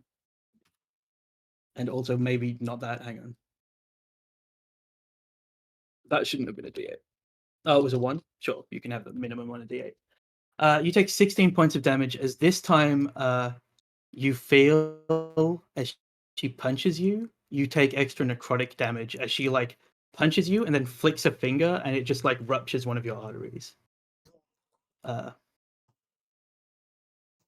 You cut out after ruptures for me. Arteries. Really, anything that it could rupture is bad. It's not a good rupture. I was curious. Yeah, she used a necrotic thing. This should have advantage because of your being stunned. And it's for some reason didn't want to do that the proper way. Oh, I bypassed the option to give it to myself. All right, you get hit. You're gonna take slash. Probably gonna go down. 2d6. I don't think so. Again, she's unfortunately a monk, so like her damage is 1,000 cuts type. You take 11 points because she gets sneak attack on you. So wait, it's an automatic crit, right? Because of paralyzed. So you might go down. I think that's what stun does, but we should look it up.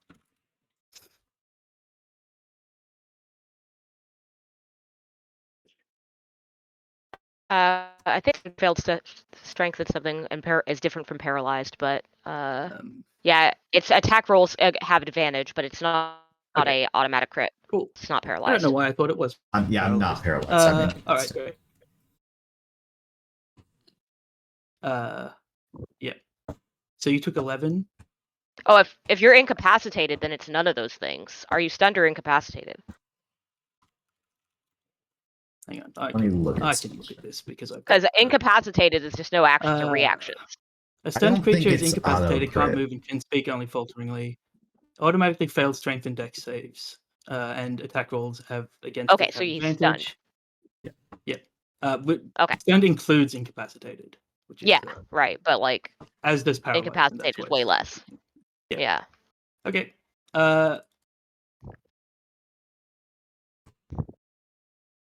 It's not How quite is on the Bard level. looking? Terrible.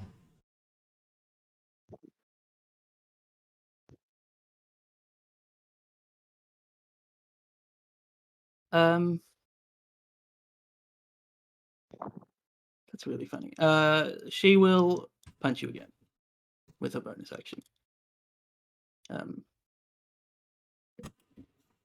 I'll say a 14 is not enough to tell that definitely one punch will work. So she will flurry of blows, wasting a key point.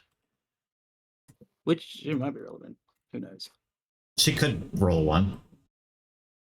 She's got. She could roll two ones. She'd have to. It's 1 in 400. Could You happen. guys run good with these bad things happening. Yeah, you get down. knocked out.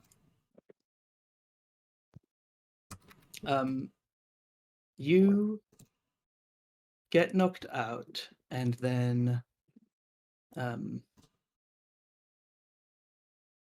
okay, that doesn't replace an attack. Yeah, you get knocked out. Next up, outside Nisakana, you are blinded. You have heard things been said, Mm-hmm. and what would you like to do?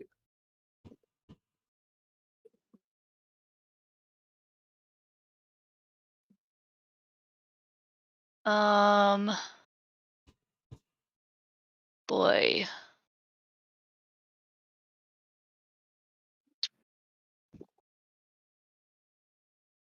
Hmm.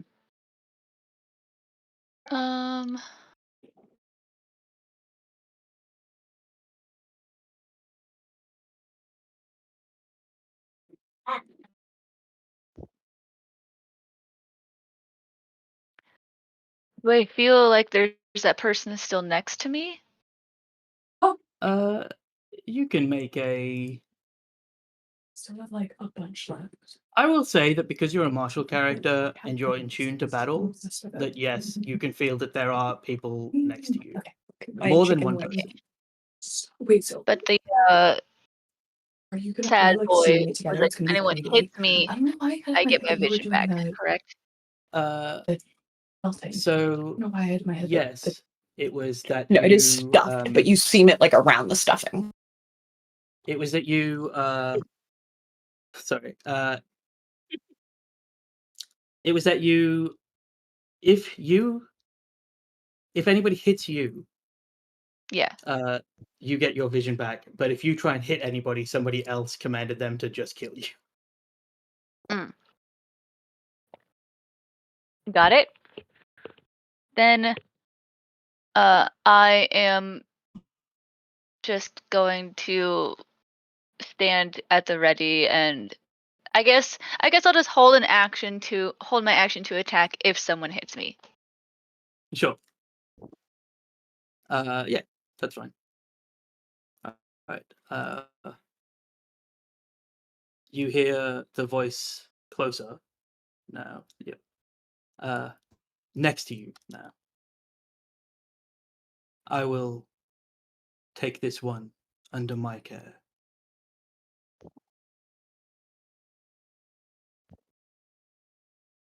And you hear like there's murmuring around of people being annoyed. Mm-hmm. But you do hear that the people that were closer to you seem to have like backed off a bit. Okay. You're still blinded. Yeah.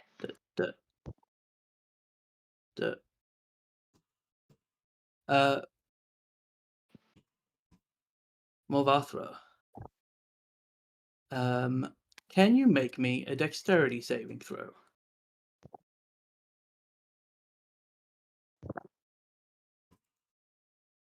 with Bless.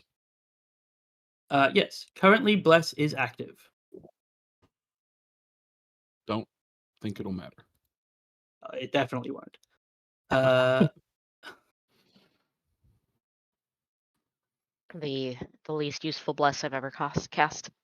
I mean, it's lasted a long time. And It has. every time except for this, and the last one that Movatra did, it could have mattered. I just want to look up something really quickly.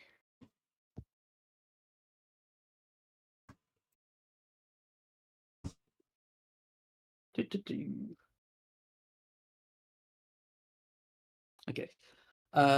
You feel yourself tumbling through the air, and your cat instincts are like going crazy to try and actually you can have advantage because you're a cat on the deck save. Cat's good at falling.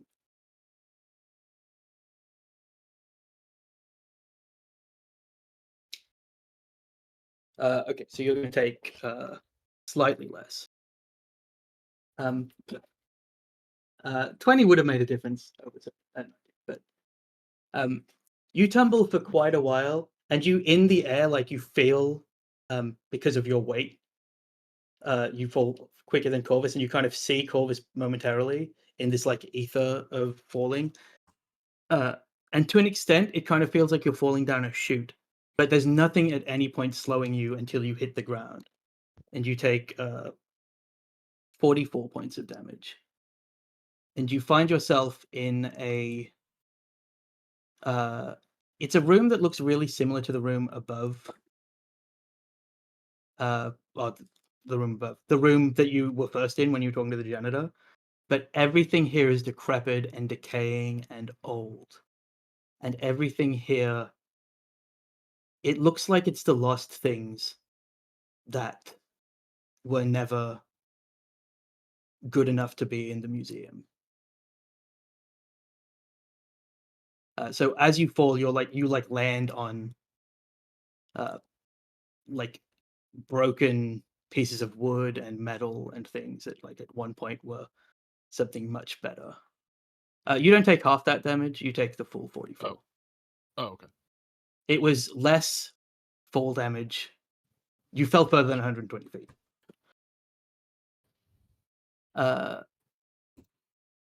And as far as you can tell, there's nobody in this room that you're in.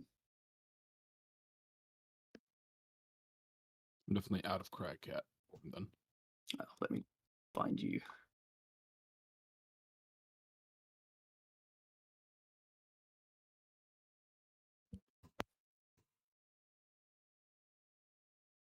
There you go.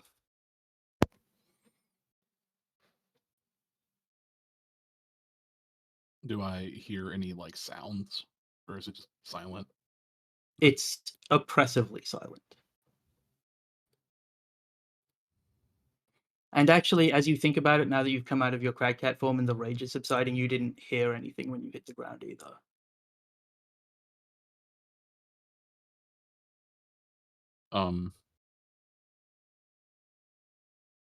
Moore's gonna like grunt, use half her movement to stand up. That's when I'm prone. Yeah. I'm picturing my turn. Did I hear myself make the grunt sound? No. Oh, okay. Well, the closest door I can get to is this. If it's a mirror of the first room. It is. That does lock. You try and open it, it's like nothing.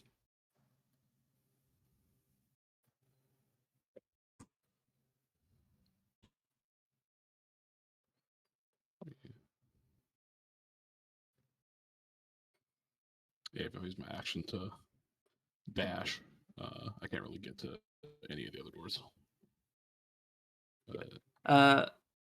You can still do stuff. I'm gonna vaguely move a little bit forward in initiative to make this easier. Frankie, can you make me a death save? And Corvus a dexterity save. This is going to go so well. Oh, so close to coming back up, Frankie.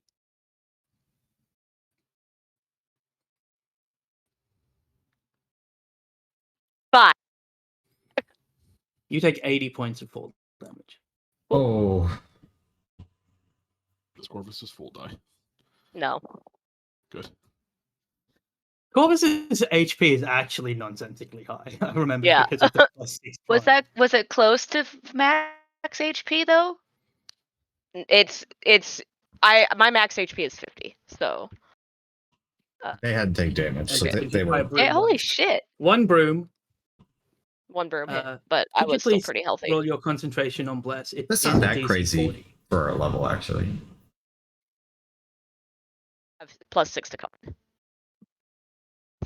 I'll let you keep Bless up, despite the fact that the DC was 40.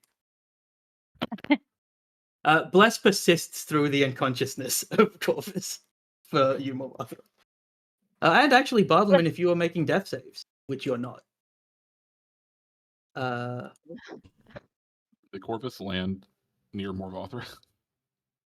Corvus landed near Mothra in what can only be described as a JoJo's Bizarre Adventure crater. Just Like his hair is just was a fully real. Corvus actually does give me Polnareff vibes. Now that I think about it, the most not a compliment thing ever. Bartleman, you're stabilized. Cool. Corvus, make me a death save. Sure.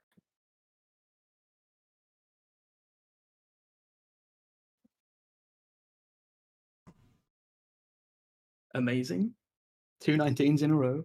Imagine if you just bounced back up from that. Juniper would have done so it. good. Juniper would have stood up. All right. And then we're gonna take our break at the end of the round. God, that would have been a really entertaining thing we will for be poor back at- fucking Morgothra. We'll be back at 20 past the hour. Are there for 2 the revenants in this resolution. party? Maybe there's all revenants. That's what. I except for did say Corvus. that as a joke. All right. Well, be I right mean, back. we did say Don't Bartleman go isn't making death anywhere. saves, so Oh, wait.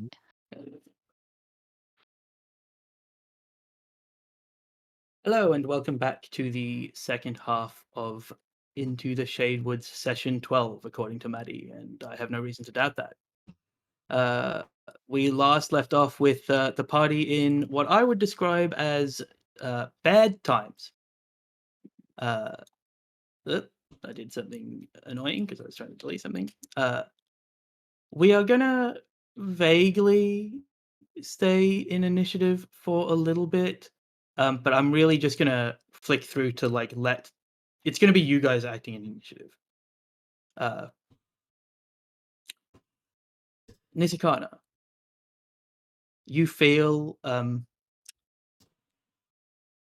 I guess you feel like the weight of what you assume to be a large hand kind of on your shoulder in a non-threatening way to kind of move you to wherever this figure that has been speaking wants you to go. I still don't like it.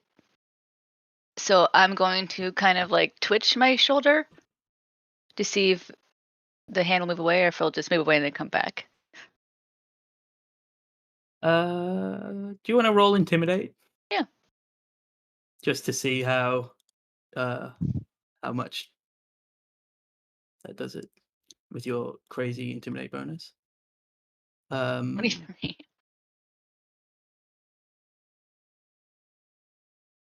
Yeah, just do I'm gonna do this blind.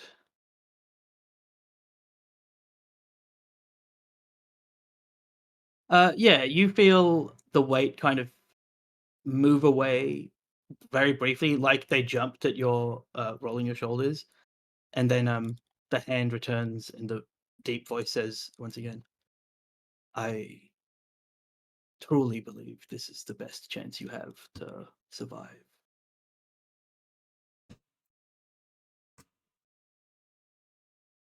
I don't say anything. I will just then walk. Okay. Yeah, and you walk in a direction. Eventually, blindness will end, but we'll come back to that. Move you over here. On after Nizikana's turn, we find ourselves in a familiar tent as a unarmored dwarven man with a very well manicured beard. He's wearing, I say unarmored, he's just wearing like leather armor under like what he would normally wear under his plate. Says, "Do you hear the I could have sworn I heard the sounds of battle outside." And a youngish child who's reading a book that is covered in arcane etchings that even to us, the viewer, we can tell are like edging on forbidden arcane knowledge. It's like, oh, it's probably just the tieflings. They're probably just trying to kill Bartleman and the other people that he travels with. The dwarf says, should we not aid them? Did you not find some kinship with the other wizard? And the young wizard, not the young, the ancient wizard says, well, they both kind of want to enact change, right? So I don't care which change happens. But if you want to go out, by all means, you can break your service to me, and we'll leave that there. Movathra. I'm not going to keep clicking this. I keep forgetting. You've just seen a bundle of black cloth and occasional glimpses of pale white skin cannon into the ground where you had just been standing. Okay.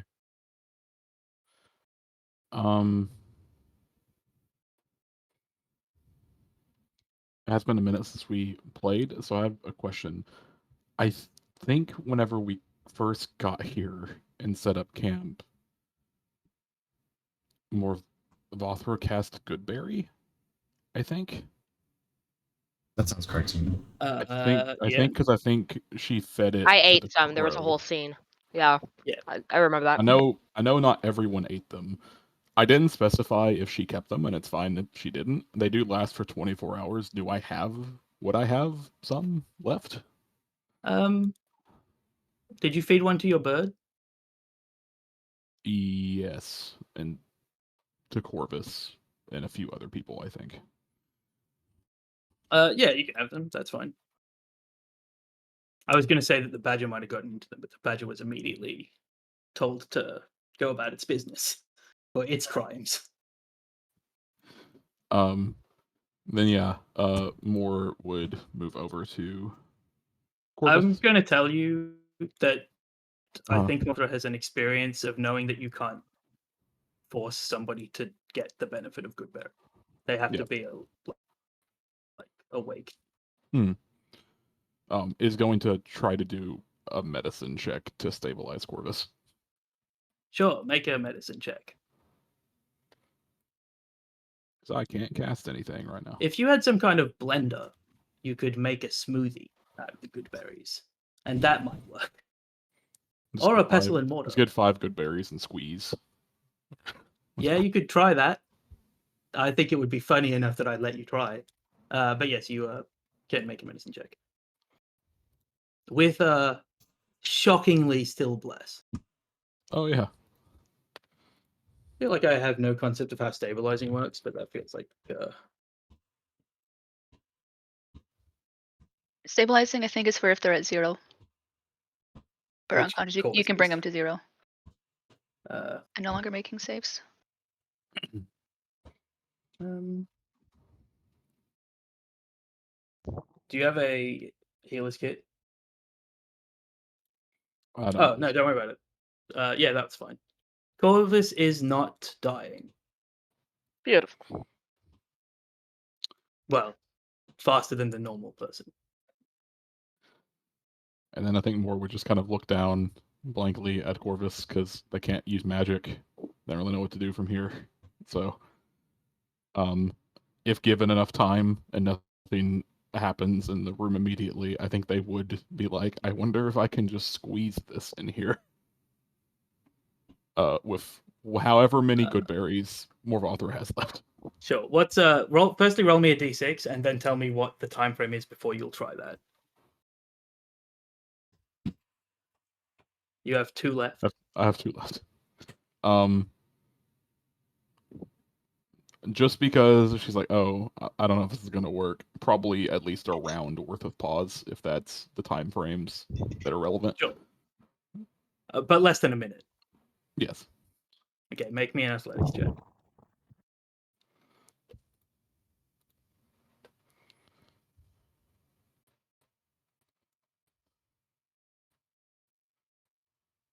Oof. You can roll bless. 4. Yeah, they're ultimately 5. berries, so Yeah. 5 is enough. And you like squeeze the juice out of both berries at the same time, and you're trying to like squeeze it directly into Corvus's mouth. Yeah. Just roll me a d20 to see if it 10 is above 11 and up is good, and 10 and it depends on the direction in which Corvus, if it is coughed up or if it is swallowed. I think Is A good berry juice. Are we in an anti-magic field? Is that what's going on with your spell casting right now? It's silent. it's Ah. silent. Yeah, I think Moore thinks that she needs to have as much arm strength in this as possible, so she's using both hands to squeeze the berries, and she kind of has like positioned a foot to try to prop Corvus's chin open. Moore's Same Moore's one. good berries are Sure. like full Roll- cranberries, right? Roll this roll this d20 with disadvantage. Okay, that's fine.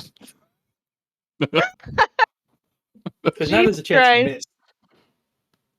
Oh, well, both times. Both times.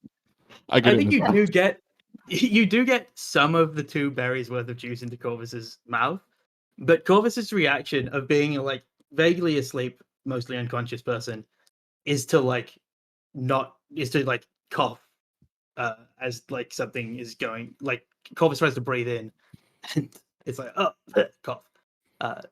So that does not work. Upstairs, and by upstairs I mean outside. Nizikana, you are most of the way to the Tiefling camp when the hand on your shoulder drops and moves, and you find yourself blinking, your eyes open, and the grayscale world has returned. And you see standing in front of you a Tiefling that's maybe a little bit taller than you, also like heavily armored. They're wearing chain, but you see the noose that like is tied and worn around his neck and like drops down the back of his armor. He has a shield. He actually has 2 shields. But one's So on he's his like back. carrying one and has one on his back. Yeah, but you can see that he doesn't carry any weapons. Mm.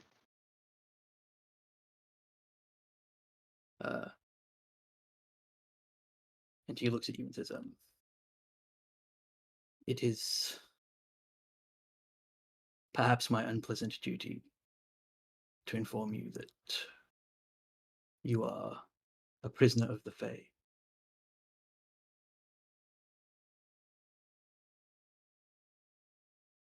Let me take blindness off Very you. well. Not that it matters, but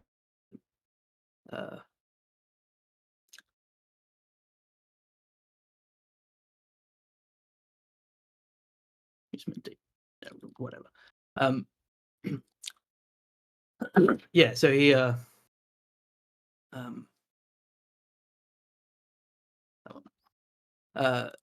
yeah. So he'll continue leading you. He won't put his hand on your armor now, and will lead you to the Tiefling camp. Are you essentially happy to walk. He's not like pulling you or anything. He's walking beside you and like directing you. Are you happy to just do that until something else happens? I think so, yeah.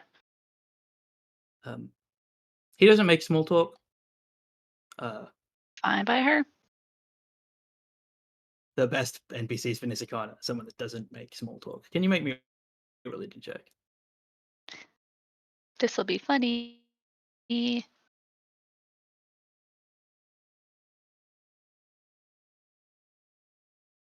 3. Mm-hmm. And he will make this. Yep. Let me do that publicly.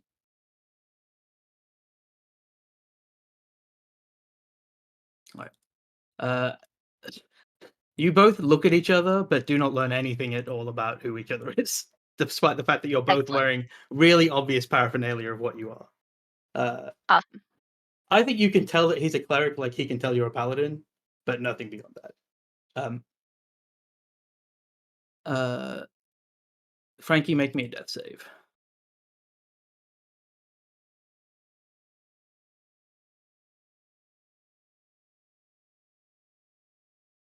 Pretty good.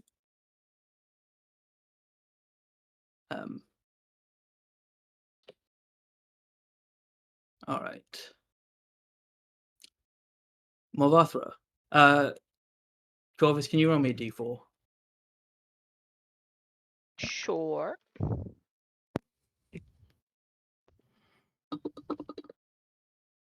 Thanks. All right, Molvathra, what are you going to do? Corvus is definitely not dying.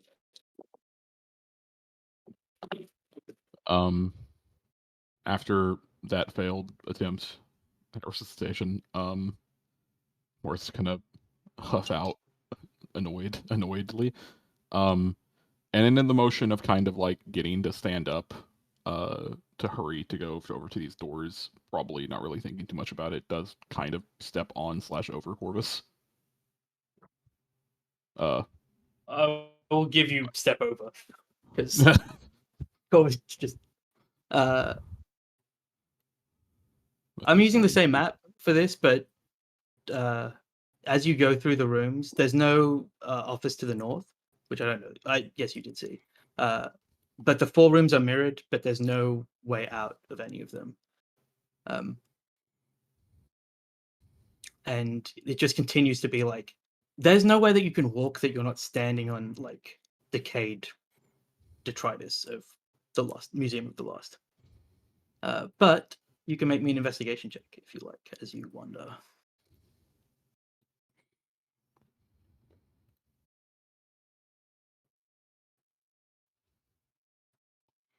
Wait, is Bless still up? Yep. Yeah, you got it for like another. No, by the time that you're doing an investigation, it won't be up because it's a minute, right? Bless runs for.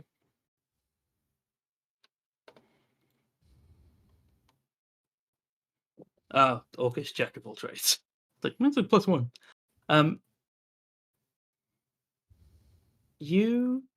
Can you also make me a perception check?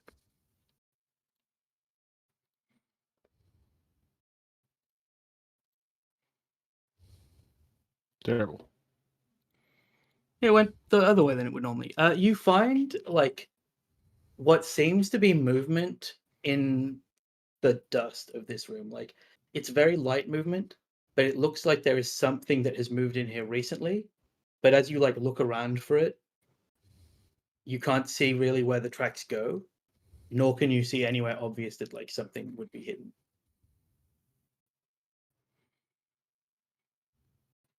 Can I make a survival check to see if I can find any type of tracks in this very dusty space? Whether it be from pressure of something or if something has if something has moved that was standing still or sitting still for a long time, there would be evidence of that if dust had collected on it. I'll let you do it because it probably should have been survival instead of investigation in the first place. So I'll let you do that. Because you did find essentially tracks. But it needed a little bit more activeness than I think It was worse. It was worse. Yeah, it's a different It was yeah, you. Who knows? But you don't find a way out. Is the important thing at all? Yep. Certainly not from what you can see. All right, Nisakana. Eventually, you are led to the Tiefling camp, which you'd kind of gone past. In like your little checking around. There are maybe 10, 12 tiefling here. They're all like looking at you as you are brought in here. At least one of them is one of the tiefling that you saw in the group that shot at you. Can you just roll me a d6?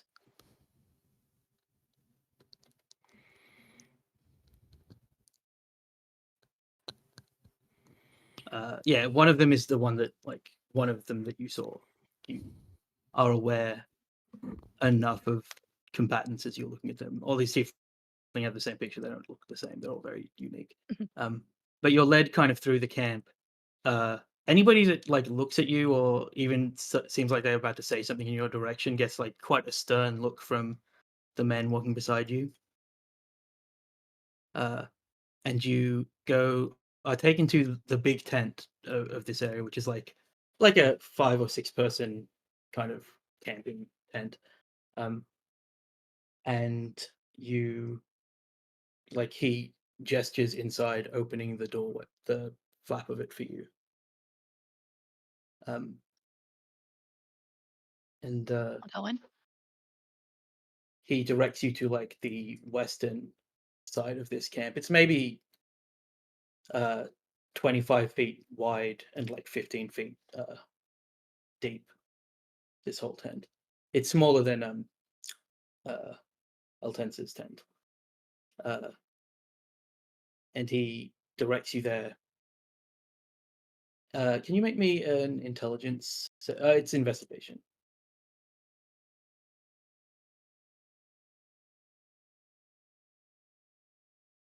Zero. He kind of walks up. He's standing in front of you, and he says, "I believe this will not hurt you a particularly significant amount." And he reaches out and, like, without actually touching you, he will cast Cure Wounds.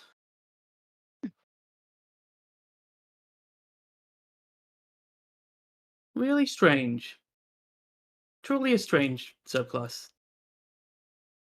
I just have to check a thing. No.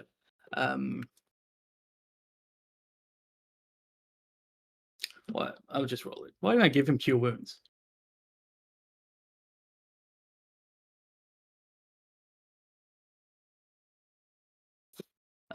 You heal for 25 points of damage. And then he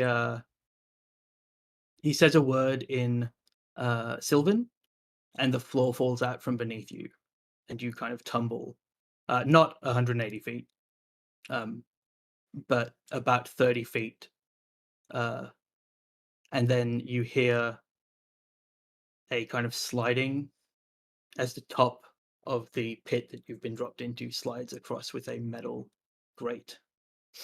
There's a torchlight down here. It's not a particularly small cell. And inside there's like 5 or 6 beds. They're bed frames with hay on them, and a blanket on 2 of them. There's a little alcove for a place that you could relieve yourself, and then on one of the beds there's a figure kind of reclining. They're reclining, they're lying back, but their legs are crossed while their back is like straight. So like their legs are crossed, but it looks uncomfortable.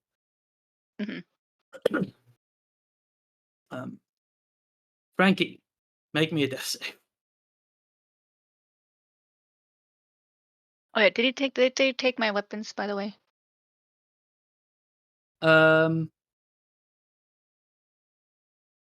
No, because presumably you were holding your glaive the whole time. Yeah. Okay. I think you will notice that your bow, the string has been cut. Mhm. But no, other than that, you didn't even lose your arrows. They haven't taken anything from you. All right. I think we're going to stick with you for a bit because Corvus won't wake up for an hour. And Frankie's 2 and 2. Oh, let's just do the last one for Frankie now, actually.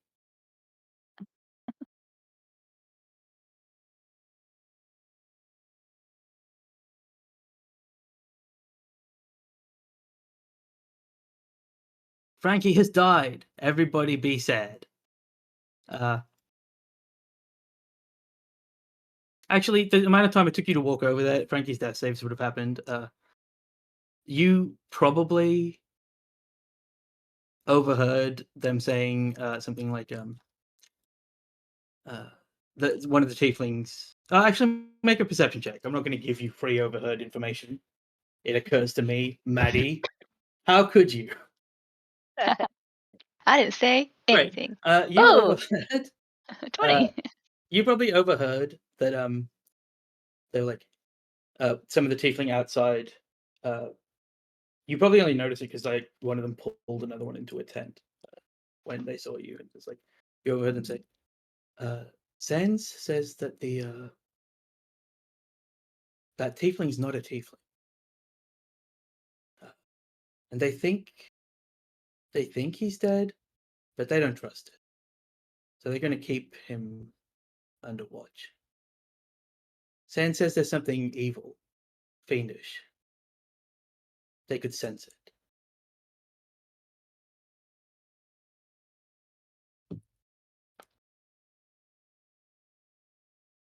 Great. Yeah, so the figure on the bed doesn't look up and says, "Oh, you also can you make me a dexterity saving throw?" My fall damage. 1. Yeah. Natural. You take 8 points of fall damage.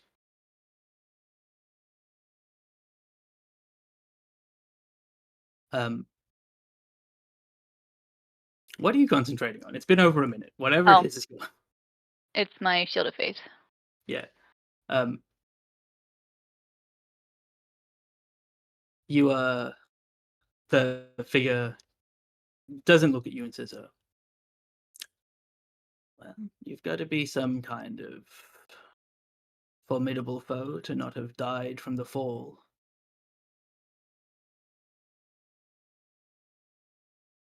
I didn't fall very far. But those of us without some resilience would die from such a small distance sometimes. And you've dusted yourself off as if... Well, no matter.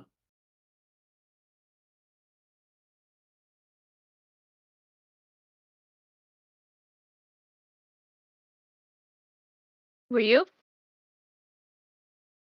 Did you say who are you or were you? Who are Who you? are you? Oh, I suppose long ago my name was Jeriel.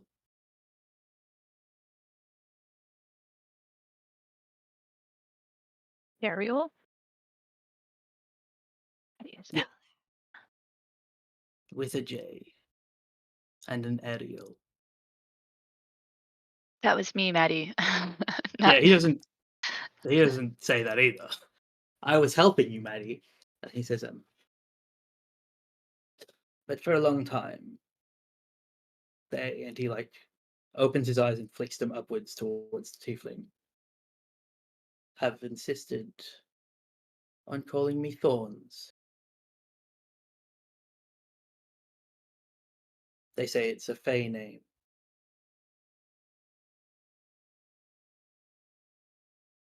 he like swings his legs off the cot and looks at you. He looks mostly human, except his eyes don't have irises or pupils, but instead they look like they are covered in a thin like layer of ivy. You can make me a check of a kind that you choose. Mm,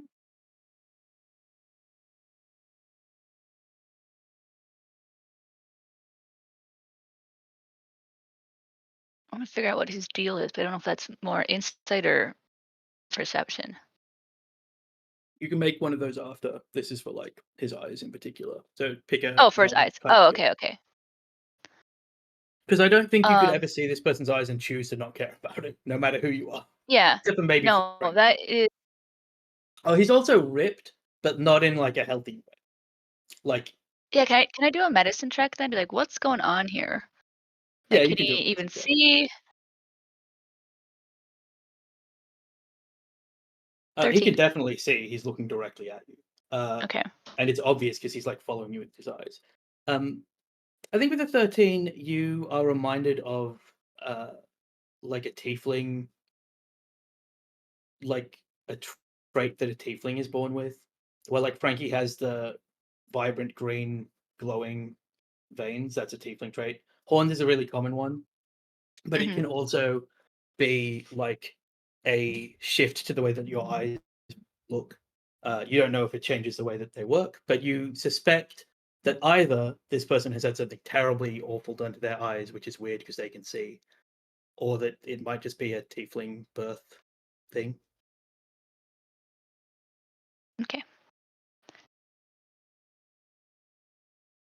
Who are you? I am Lady Nisakana Mbale, Knight of the Elven Realm. He nods. Where are your holdings, Lady Nisakana and Bale? I, Maddie, don't know what that means in this context. He's asking, where are lady you a or lady land? of? Yeah. Oh, Which I, as Jack, think you are not a lady, technically, in any form of your backstory. oh yeah, I'm not. Technically, it's because for knights. It's Krista keeps game. calling me Lady Nessie. Yeah, no, that's. I'm sorry. The appropriate title also- for like a knight would be dame if we wanted to It's do also- gender. Dame. Dame, It's that's also what it is. aggressively not dame. Yeah. You are. If I think You would need to. it would just be knight You would at best or be be sir. called Sir Nisakana, but nobody would do that because they don't really do that to the paladins. You're a knight because it's an easy descriptor of an elvish paladin. You're not actually a knight. Yeah. You are. I say my title appropriately. I think probably canonically the least noble of this party, except for Frankie.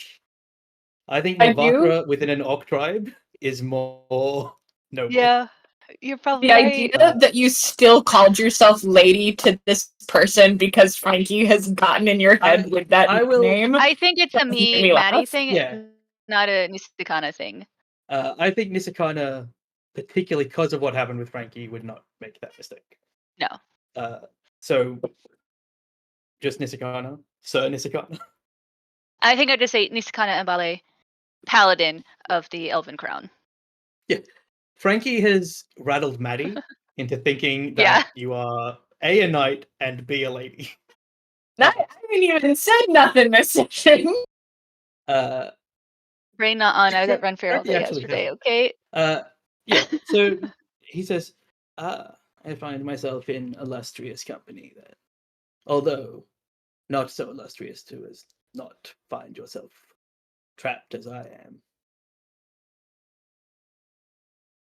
It was that Why or are death you by trapped? 1,000 arrows. So Yes, I think it prudent to not take death by 1,000 arrows. Perhaps 800. Paladin Perhaps. could survive. I pulled the 3 bolts arrows out of me and had me. Why did these faux fae wish you harm? They do not normally accost strangers.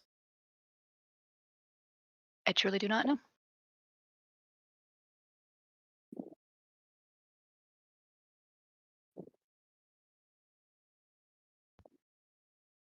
Well, I think that's not as good as your passive perception, so he just trusts it, even though it is true. He shrugs and says, well, perhaps the times are changing. And then he kind of reclines backwards and seems largely uninterested in continuing to talk to you. Excellent. Small talk over. I'll go investigate the chamber. Just kind of map everything out. Sure. It's about 25 feet by 25 feet. It has 6 beds in it, and it has a small, unprivated alcove, which just has less torchlight in it, really. There is a hole that is about 5 feet by 5 feet. It's actually a little bit bigger, but for D&D purposes, it's 5 feet by 5 feet, through which you fell. There is a metal grate that is not, you can't see through it, that is now covering that, that seems to be on some kind of mechanism that will slide back and forth. But you can make an investigation check if you like. It'll go well. 6. There are actually 3 blankets. One bed had 2 blankets on it. Sweet. Less than an hour later, you hear the metal grate sliding sideways. When you look up, it's dark enough that you can't really see, but you do see. Make me a perception check.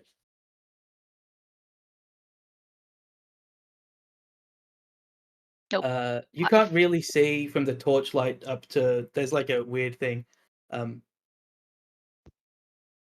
But lowering down out of the grate, you see Bartleman with a noose tied around his neck.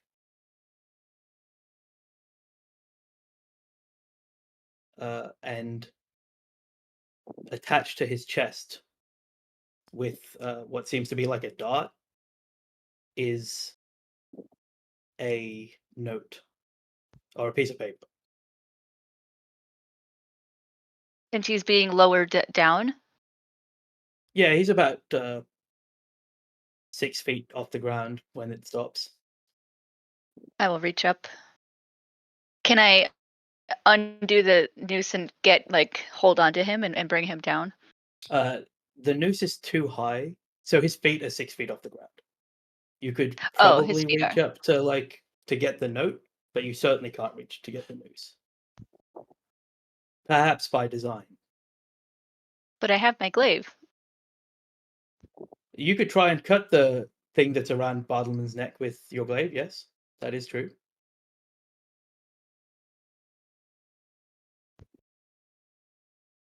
And in fact, I think that's a good idea. Yeah, I'm going to do that. Great. Swipe at it. Make an attack roll with disadvantage.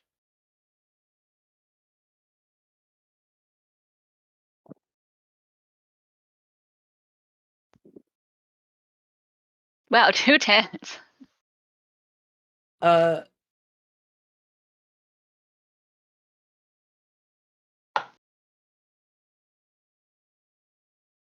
will say that you connect with the rope and you feel it like slicing through.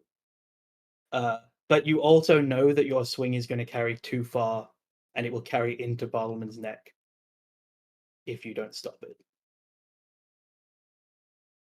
Like I can't, even because my glaive is. Well, you're doing an upward swipe at a thing that is I see. unknowably Yeah, thick angle. at his neck. Yeah, okay. It's just like a very hard thing that you're trying to do. I wasn't and you trying rolled to well cut enough the.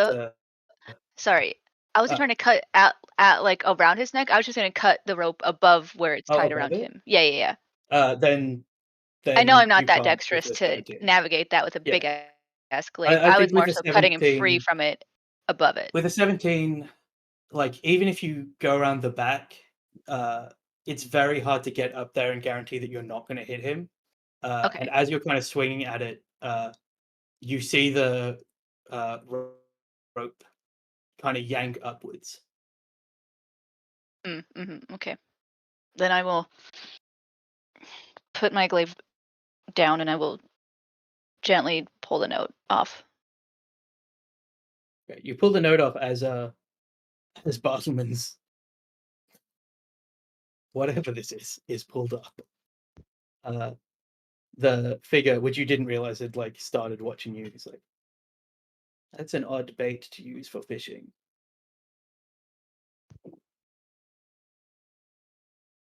What does Well, the if they're note say? fishing for action, it's an appropriate choice. Open the note. I think he laughs. I think he liked that joke. I think it was a weird enough joke, and it was caught off guard enough. The note says, "Fear not. This is not a note delivered on a corpse, but a note delivered on an unconscious man.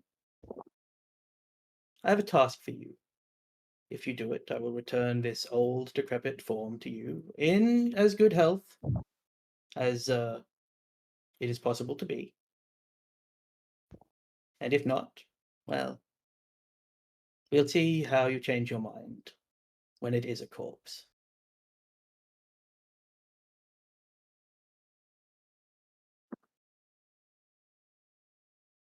I don't think I read it. I think I don't read it out loud. I just read Yeah.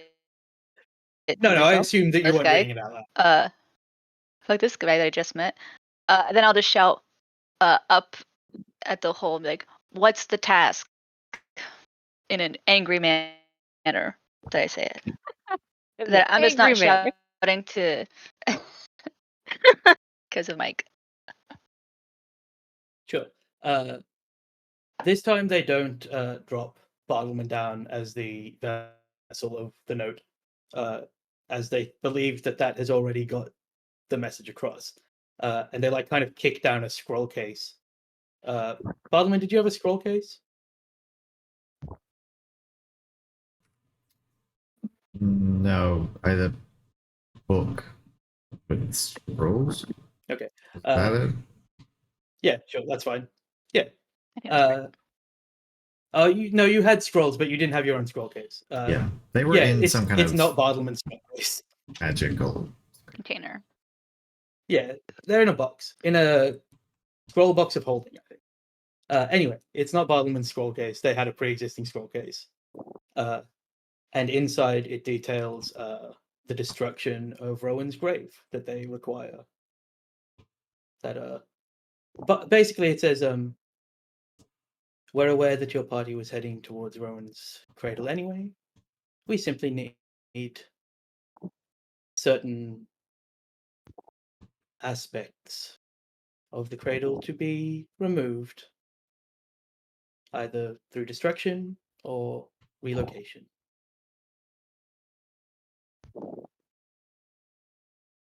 What do I know about Rowan's cradle? Would that even be besides like the general knowledge of it? You know the general knowledge of it. You can roll a history check.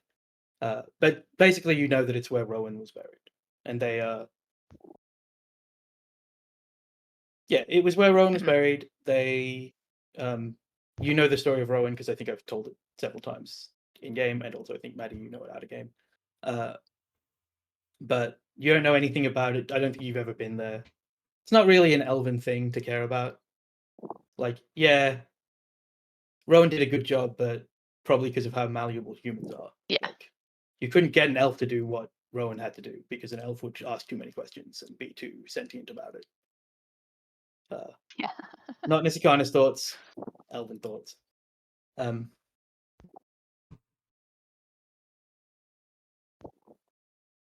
You think about that. Corvus, about an hour has passed. Movathra are you just looking around for this whole hour? It's going to take you a long time to like actually look through it because of how much of a chunk there is here.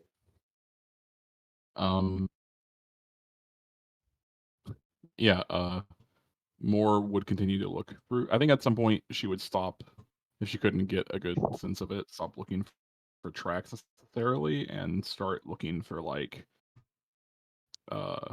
especially if the rooms just seem to be mirrored but with no exits. There seems to be a lot of stuff in here. Maybe there's something in here that even if it's trash, it could be useful trash. Okay, roll a d100, and you will find that roughly as Corvus wakes up, if there is anything.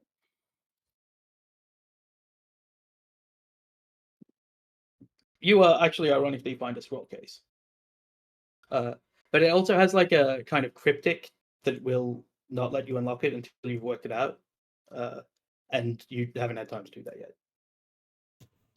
Corvus. Yes. You wake up. You regain 1 hit point, and all of your body hurts. Corvus just lays there blinking at the ceiling. Is there a ceiling above me? Yes. Yeah, blinking at the ceiling for a little while. Tries to cough out loud, doesn't try to cough out loud, but tries to cough to like breathe, because like I am assuming he can still like taste berry juice on his mouth, and like it's not that Moore's berry juice tastes bad, it's that he has a deep unsettled feeling when he wakes up with a taste that he doesn't remember like actively choosing to eat before he went to sleep. So like he has this moment of like That's true. Make me a wisdom saving throw. Okay. I forgot about this. Well, he has chosen to eat Moore's berries once, I will say that. Like he actively chose that. I don't think that the issue is that it was Moore's berries. Yeah, you I think you wake up, like you're kind of vaguely dreaming in your unconscious state, and you were dreaming about a time that Lorena like made you sample a potion that you later found out was mostly like rat droppings and did not have any magical effect other than it was meant to test like how much you could tell that a potion was not a potion. Like there's a really you'd done something that annoyed her basically, and she was like, well, hold on, I'm the master. But yes, you wake up, you don't love it, but you are awake. Yeah, so like there's this long moment where he's just like his eyes are slitted open and he's like looking left and he's looking right to see if he sees Lorena anywhere, and he's like tasting his teeth and he's like looking at his lips cautiously. I think he does eventually make the connection, and like that at that moment is when he just out of nowhere sits bolt upright and cranes his neck around to look at where he's at. It appears that you're in a room much like the room upstairs, except it's covered in dust, except for around you where there's an enormous like absence of dust because of the impact. It's covered in junk. Movathra, did you come back into this room to check the scroll case? Yeah, I think I was going to say that more if having found an item that actually like, it could be something is in the process of like doesn't really think about it but reflexively shakes it by her ear to see if she can hear if there's anything inside of it. Yeah, there. Classic. Like, can she hear this move in the silence? Oh no, you're right. You can't see anything. Hear anything. Yeah, so Moore is just looking over this, but it's staying in the general just room that's been passed out in. All right. Yeah, Corvus sees Warvathra like shaking a scroll box, and it's just like Bartle, and then kind of pauses, realizing that he can't hear himself.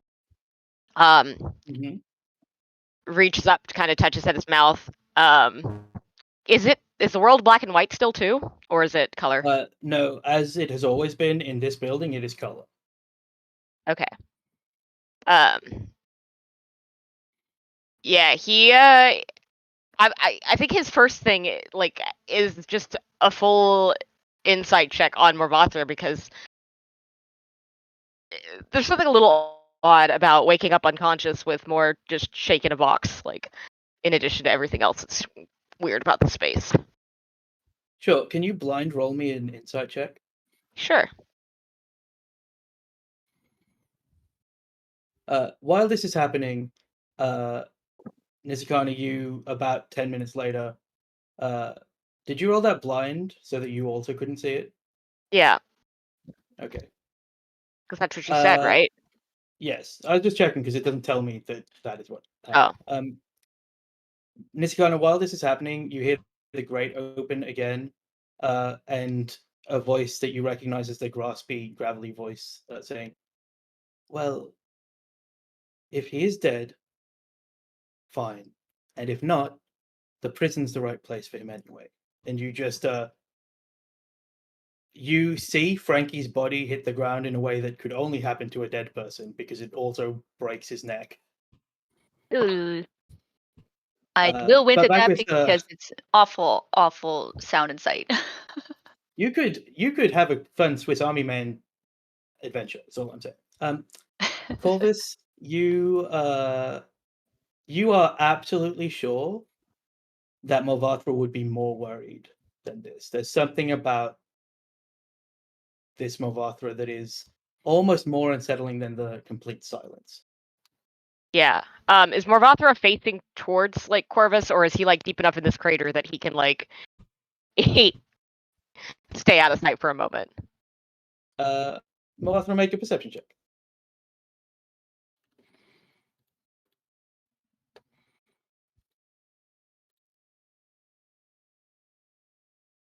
Yeah, you didn't hear Corvus wake up, but you like saw the shifting movement.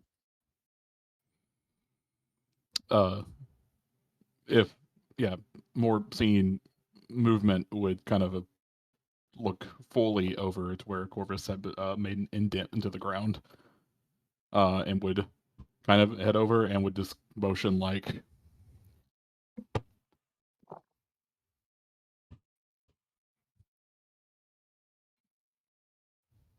just like can't speak. You both you have both very high passive insight. I will say that you can rudimentarily sign at each other. Yeah. Basically, it's just gonna be like, can't hear, speak, and then we'll hold out a hand, and then would look to see to make sure it's not offering a hand to like the weird arm, and if so, would then suddenly adjust to a different hand offer. I will let your passive insight be enough to make you doubt your first waking thought of that not being more. Yeah, because I feel like at that moment of it being that like was such a specific more thing that it like supersedes the one you rolled on your insight check. nice. Yeah.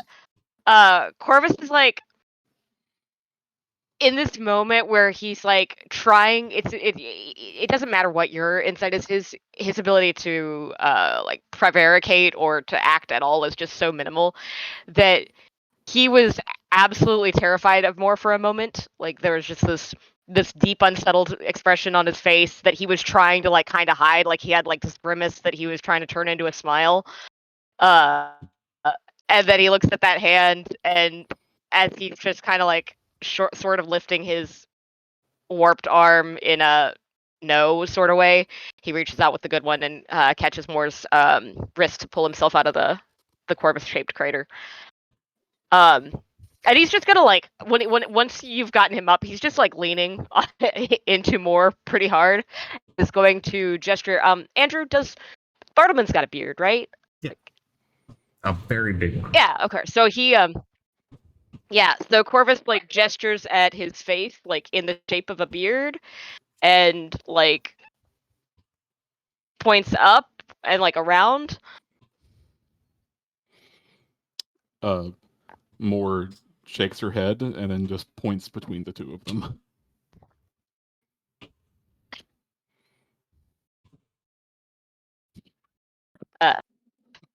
nods, and is just gonna kind of like tap the like. I think he hesitates to tap the box because it's just so many things have been so scary lately.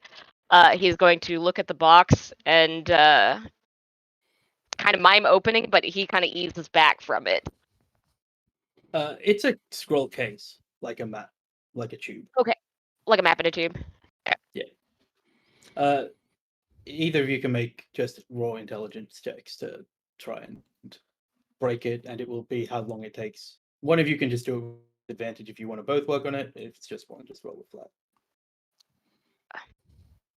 Corvus will like quietly, like in that sort of leaning way, sort of nudge more into like to support.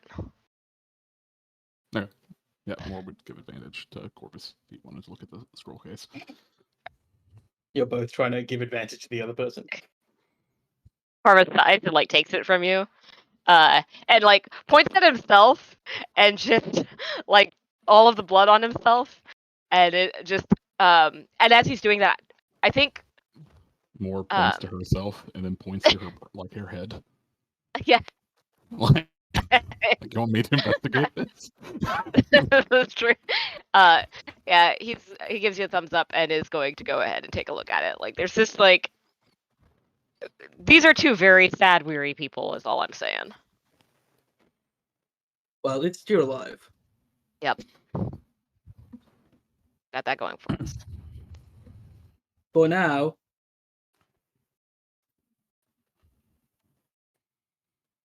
I feel like you rolled a perception check, which You told me to do a raw intelligence check, right? oh, sorry, I didn't see that. I saw Morvatha's perception check Oh, from forever ago. Yeah, 17. It's a really rudimentary riddle. Like, you have to break a very minor code, but it's like that A is 1, B is 2, C is 3 code. It's not like a hard code. Morvatha would have struggled with it, but mainly because the orcs don't write as much. But you crack it together, and inside you do find a collection of scrolls and a pair of rings that drop out. great. Corvus kind of like uses part of his robes and to like tilt those rings back and forth in his bad hand and to take a look at them. One of them seems to be emblazoned with not emblazoned. It's set with a very, very highly polished and very finely cut ruby. And the other one just seems to be like a brass. It's a little bit tarnished looking, and it's actually kind of dusty. What did you say you did with your robes? Like he just like kind of when he filled the stuff out of the scroll, he kind of like held it in his robe, right? Like because it's seated. Sure. So the brass one seems like it's somehow collected some dust, whether it was in here and had some dust on it, but the other one seems spotlessly clean. The scrolls, certainly one of them you don't know because it's not it doesn't show itself because you can't cast it. But there is for God's sake, there is a scroll of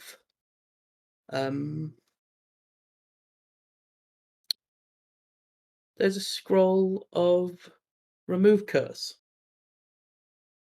Actually, no, there's a scroll of clairvoyance in it, which you do understand because as you open it, the scroll just like reflects back at you, yourself looking at it, like an infinite amount of mirrors of just you looking at the scroll. And Corvus then like has that like little it head shake shows, of like the arcane language of clairvoyance. yeah. Corvus does like a little head shake to like clear his head of that like rather nauseating sudden perspective there. And can I do like an Arcana check, just kind of on the what the other scroll is like made of like what it seems like it could maybe a school sort of thing, or no? Well, it's made of paper, so I'll Yeah. give you that for free. Yeah, I make just an figured it was Arcana one of those like it could be like skin or something like weird. No, yeah, but it is paper. It could have been. You're right. Is yours the one where that's a crit? Yeah. I should never let you roll things that I don't have the inclination to let you roll. That's what I should learn. Look, I'll crit fail them or crit win them. You as a group.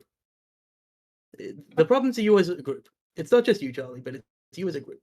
Hang on, I'm just having a look.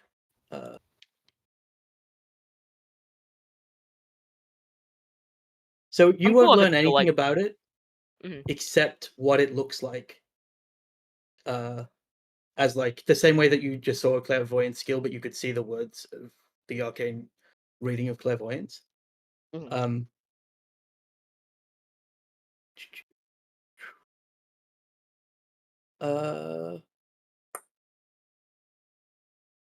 Sorry, I'm like deciding which of a few spells it is and how to then describe it to you because I want to give you as much as possible with your crit. The ability to right click one of my spells and just turn it into a scroll is fucking great, though. I didn't know that did that. I think it's new. Roll me a d20.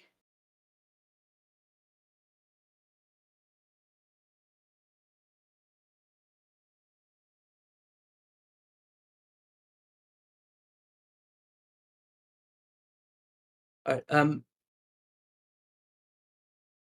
You look at the scroll, and in that same way that the clairvoyance one just becomes like a mirror, this looks as it. You get this like really strong smell of pine, which then like spreads to just the smell of nature and like trees in general.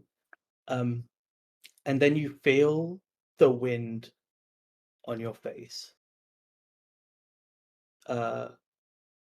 And let me check this thing. And actually, as you look at it, you are reminded of Morvathra. Got it.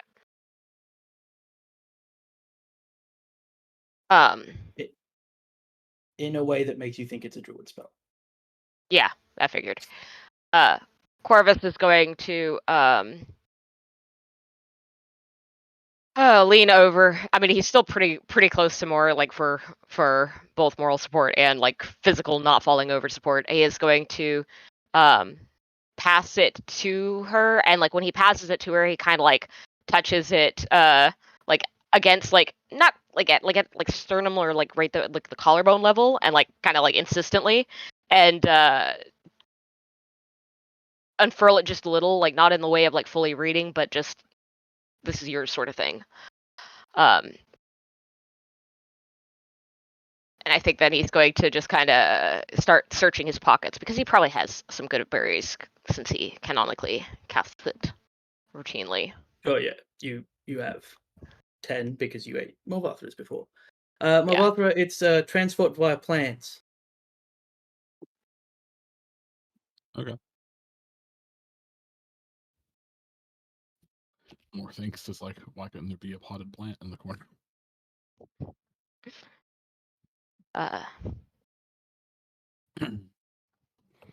You said there's like dust collected on like everything in here,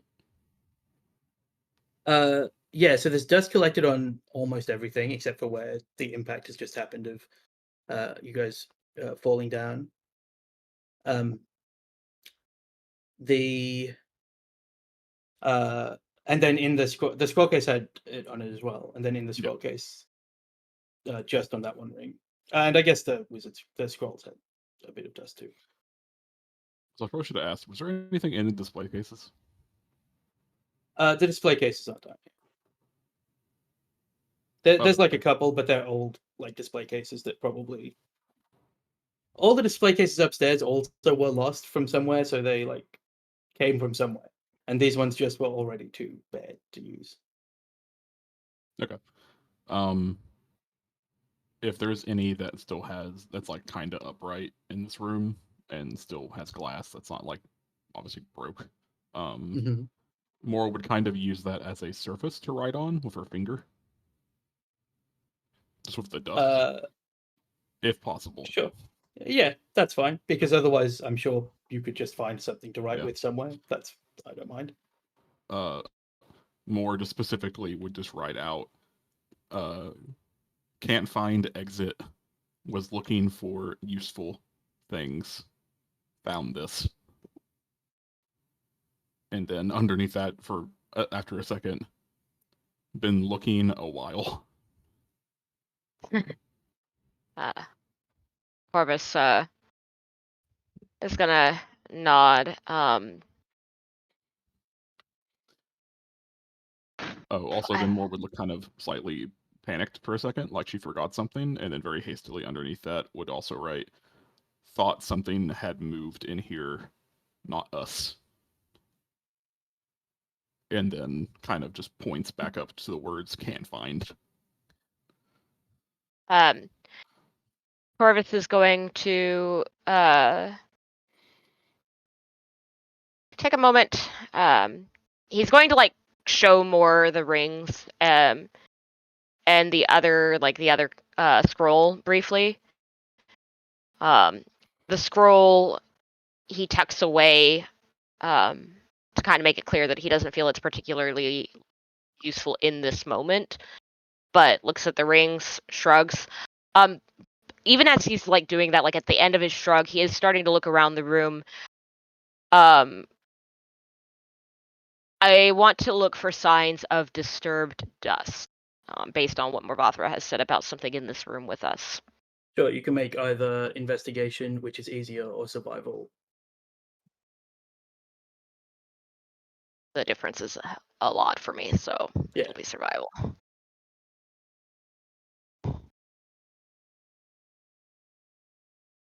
$17. Yeah, so you also find the tracks that Morvathra had found. They certainly are recent enough that the dust hasn't completely resettled over it, but there has been some dust movement.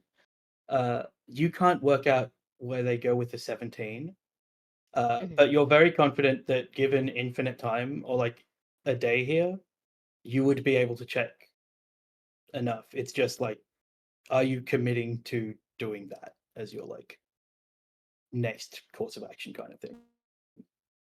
Right. Corvus will pass half of the good berries over to Morvathra. And it's like the first time he's kind of like made them apparent, I think, for more, because I think he's been kind of stuffed about it, but he just like passes them, and they are the same size as Morvathra's, but like as opposite in many ways as you can get. Like his look like little field strawberries, very tiny, very perfectly red, with like that white tips at the edge.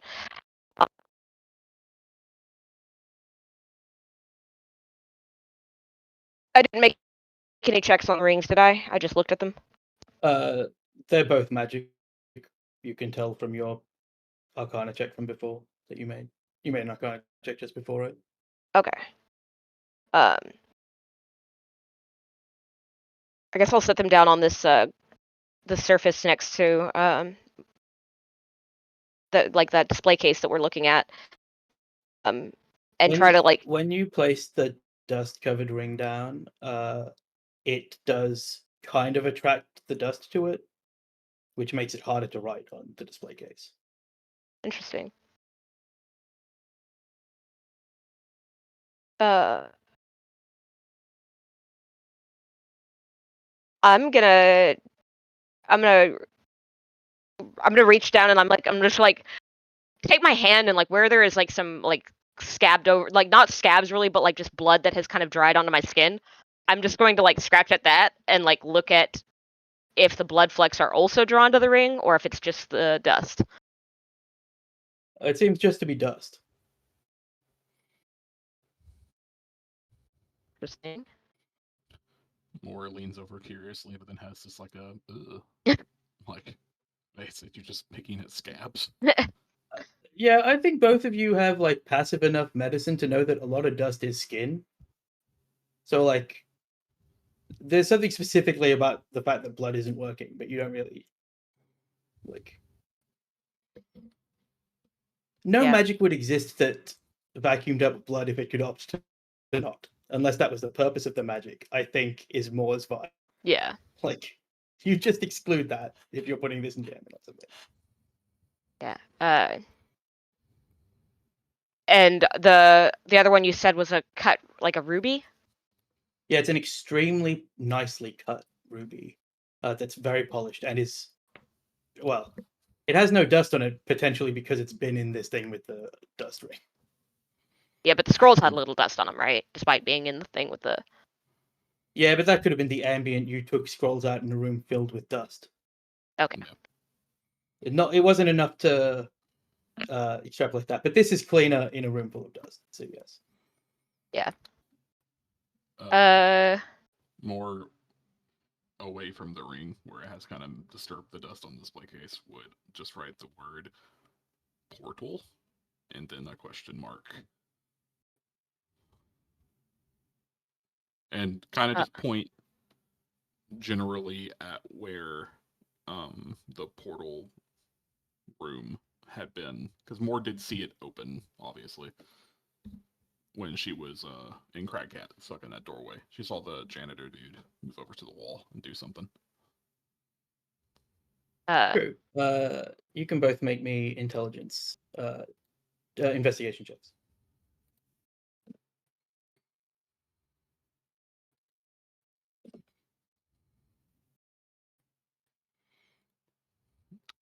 The highest I will ever roll for investigation.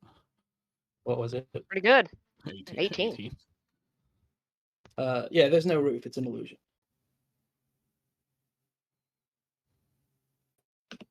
There's no roof. There's no roof in this room.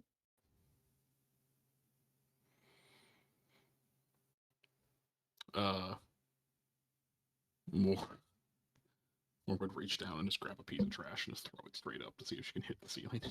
It's like it just goes through. It does.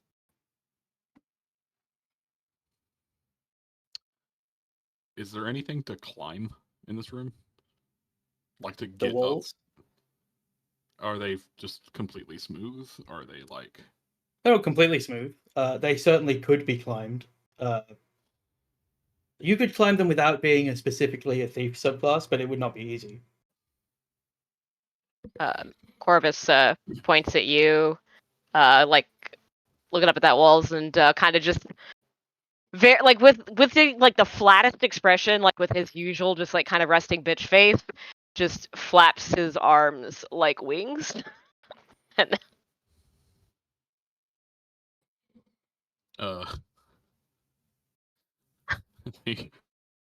it's a really wingy effect with all those robes. I want you to picture. Turns her head at Corvus, and then we'll just on right. I can fly just as easily as you. Just makes a motion of like, well, you fucking go ahead. Then like. Are you riding? Wait? Are you riding on the glass still? Is that what you said? You were riding on the glass? Yeah, that or just. There's no dust on the glass left. Okay. Because of the ring. Moore would move over to a new flat surface and write. Sure, that's fine. Just want to be clear how much dust this ring attracts. And when it attracts this dust, now, like, is the layer any thicker, or does it just appear to be the same amount of dust on it? Make me a perception check.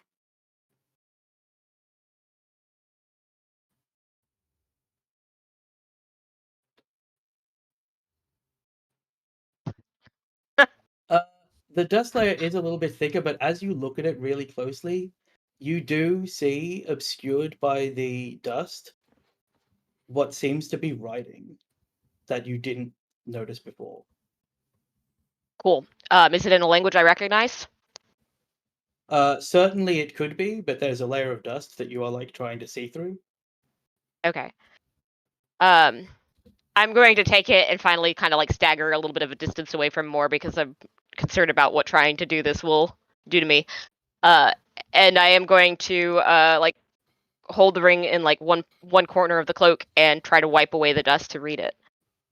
As you try and wipe the dust away, an enormous puff of dust appears and a tornado as a quite squat, broad-shouldered figure appears sitting in midair and opens its mouth and says something and gestures grandly and then looks around and then gestures to you.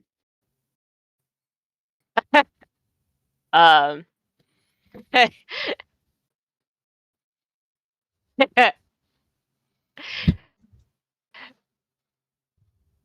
Can I insight what it said with like having watched like this fucking thing appear? Like, is insight?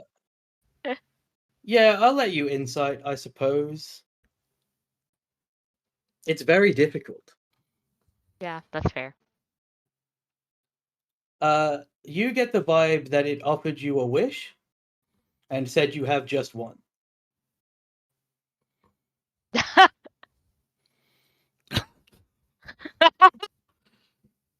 uh, great.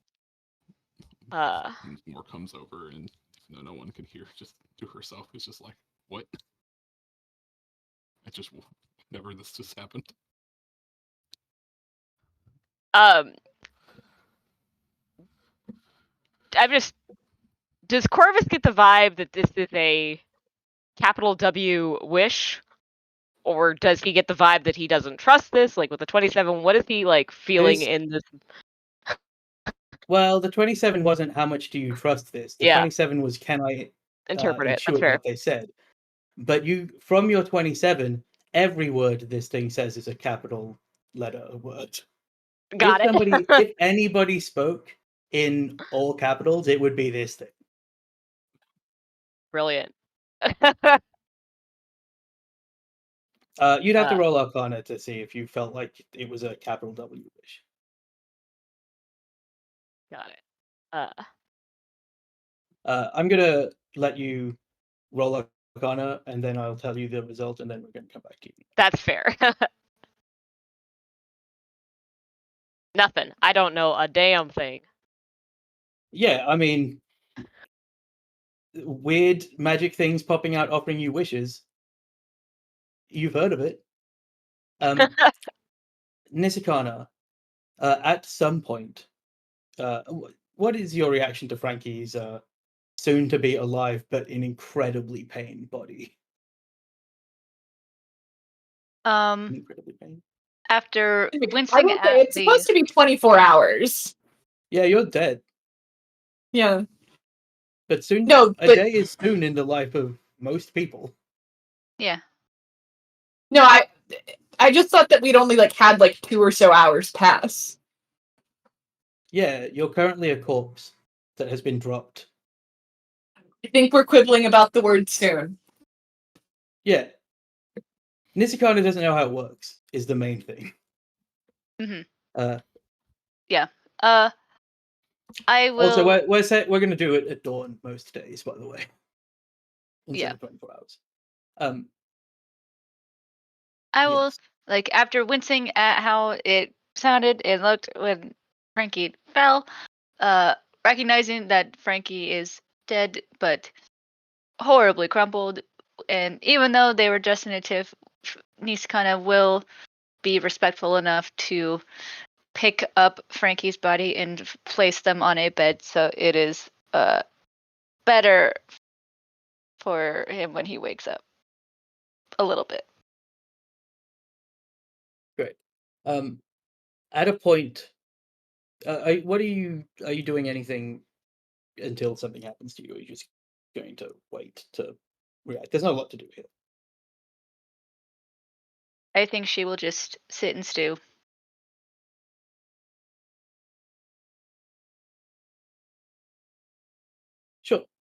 Um. Okay. Great. At a point, you hear the voice of the cleric call down and say, "I'm dropping some food down. I do hope that you will accept my sympathies for the death of your not Fey friend." And then a sack drops down with like a heavy thud.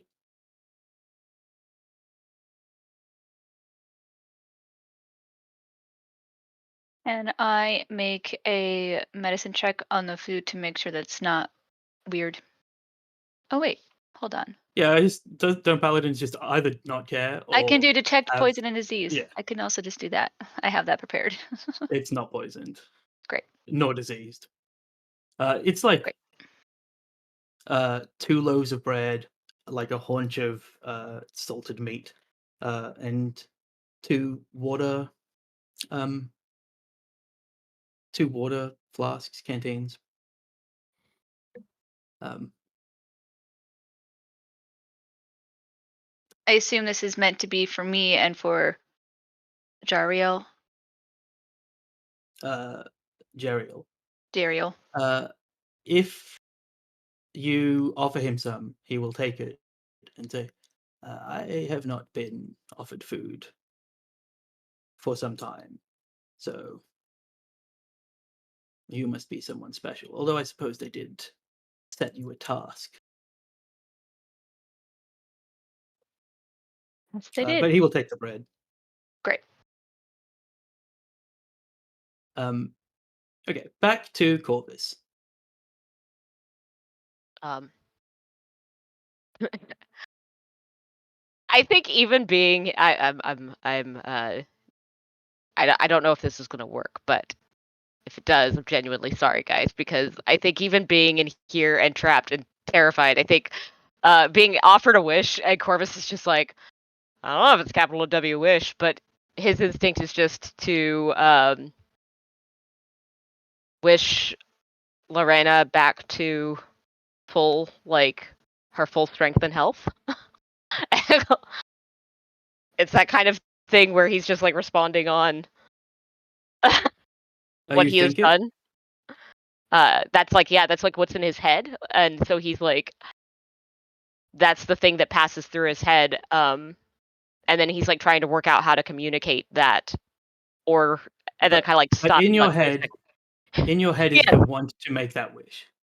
Yes, and then he's like trying to like think about like what should The- happen after, but that's his The first thought. figure. Can you please write exactly the wording of how you just said that in the Shadewood chat? As the figure coils its finger and like pulls that want from your brain and like looks at it and like breathes it in as if it's like smoke from a water pipe. And looks around, kind of a little bit irritated. This waves its hand, and you hear the sound of shattering. And he says, "Granted," and just disappears. But he also dismissed the silence for you as a free bonus. Nice. What was that? Yeah, Corvus is like, but I didn't, and then he's granted. And then he finally realizes that he's talking aloud, and he goes, Charlie, the way Yes. that you wrote that did not include the word Lorena, which you did say in roleplay. Are you committing to, I wish that the woman who raised me was at her full health and power? Well, the reason I wrote it that way is because Corvus doesn't think of Lorena as Lorena because he doesn't know her by the name Lorena. He thinks of all of that time with her as being raised. Name. Yeah. Like the witch has her name. You're not. I just don't want to have to make your mother slightly younger. And No. really essentially do nothing. But you do say Yeah. the name that you have for Lorena, which for some reason you Yeah. and I both don't know.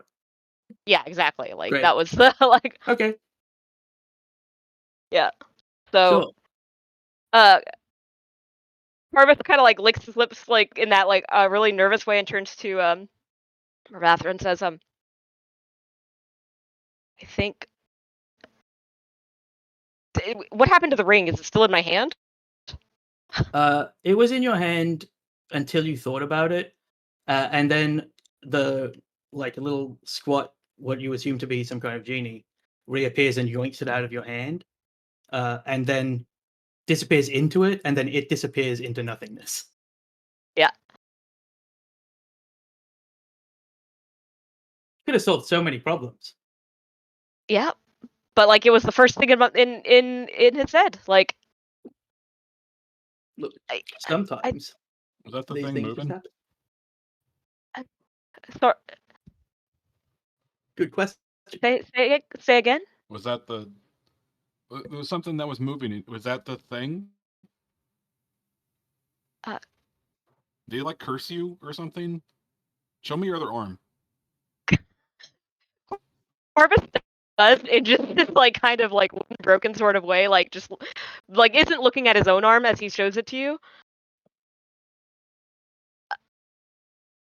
I You look fine. it, Corvus, as you do that, can you, Corvus, remind me how witches transfer power from their masters to apprentices? um, when when they die. I feel like we talked about the fact that there's transfer of power before that. Like you Oh. are using some of her power. Did we not talk about that? Am I crazy? We talked about transfer of power, but you said that Lorena knows the moment of her death. That's true. And my takeaway from that conversation was that it's like I thought it was death, but maybe I was wrong. Okay. Then this is I going to thought be a that that's shock what to Corvus Corvus. thinks about it. Uh, Because I think as that's what you- Corvus thinks about it. As you become a level 3 Witch of the Coven of the Grim. Okay. You don't need to change your hit points or anything. We'll work it out after the session. But you feel that you don't know quite as much as you did before. Yeah. And then you get in your head a message. Actually, it's a message from Lorena, the master's voice that you know, with sending, but it's also not like it's a more youthful and powerful version of this witch than you ever knew. It's like, if I find that you had something to do with this, I will thank you profusely before returning you to the beginning of your apprenticeship, you irritating child.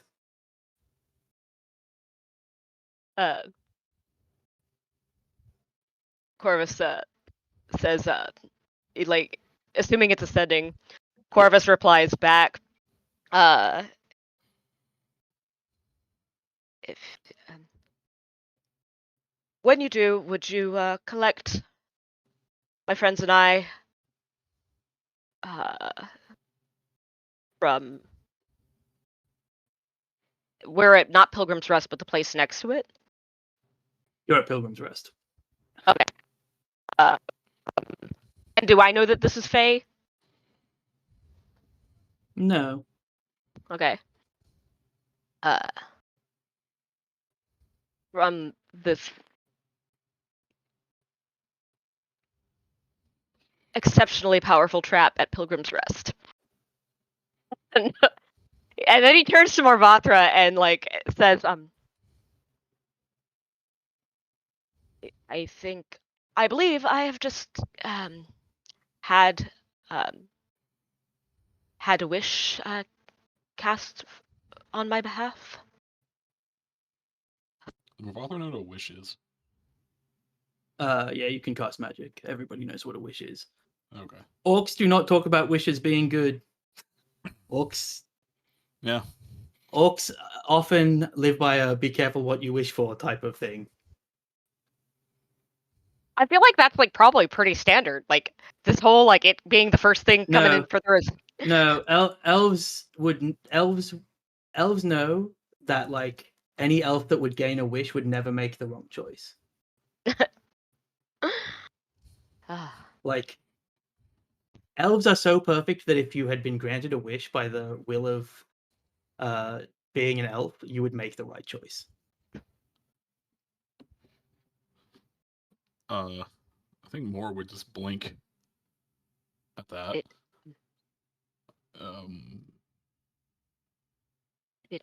What did I didn't you really say? I didn't get to say anything. It that gestures at the empty space where the genie gremlin thing was. Took the first thought Just in a my genie. head. The first thought in my head was I wish for the health and power of my master. It not immediately useful. I recognize that. It's just that the last time I saw her, she was in quite the dire straits from my doing, and it's been the thought in my head ever since it happened. And so when I was asked about it, this was the only thing that occurred to me. Does seem that we can speak now, which does seem a particular courtesy. If I'd realized that if I'd had a bit of better control over my own thoughts, perhaps I should have wished, whatever's going wrong in the forest to be sustained. But I don't know that I could have put that into words that would have made it. So I suppose you helped out the bird lady, bird witch.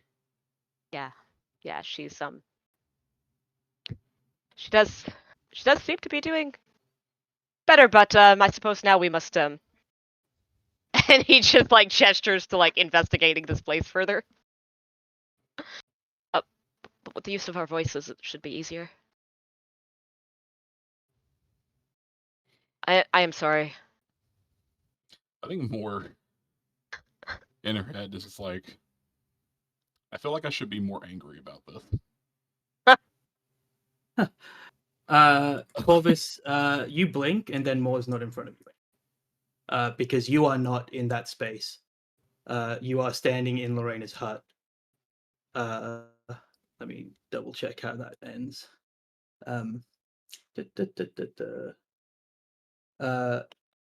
She is, as you remember, but like she can always look how she wants, but she looks better than normal, and she like gives you the most like pleased but also irritated smirk.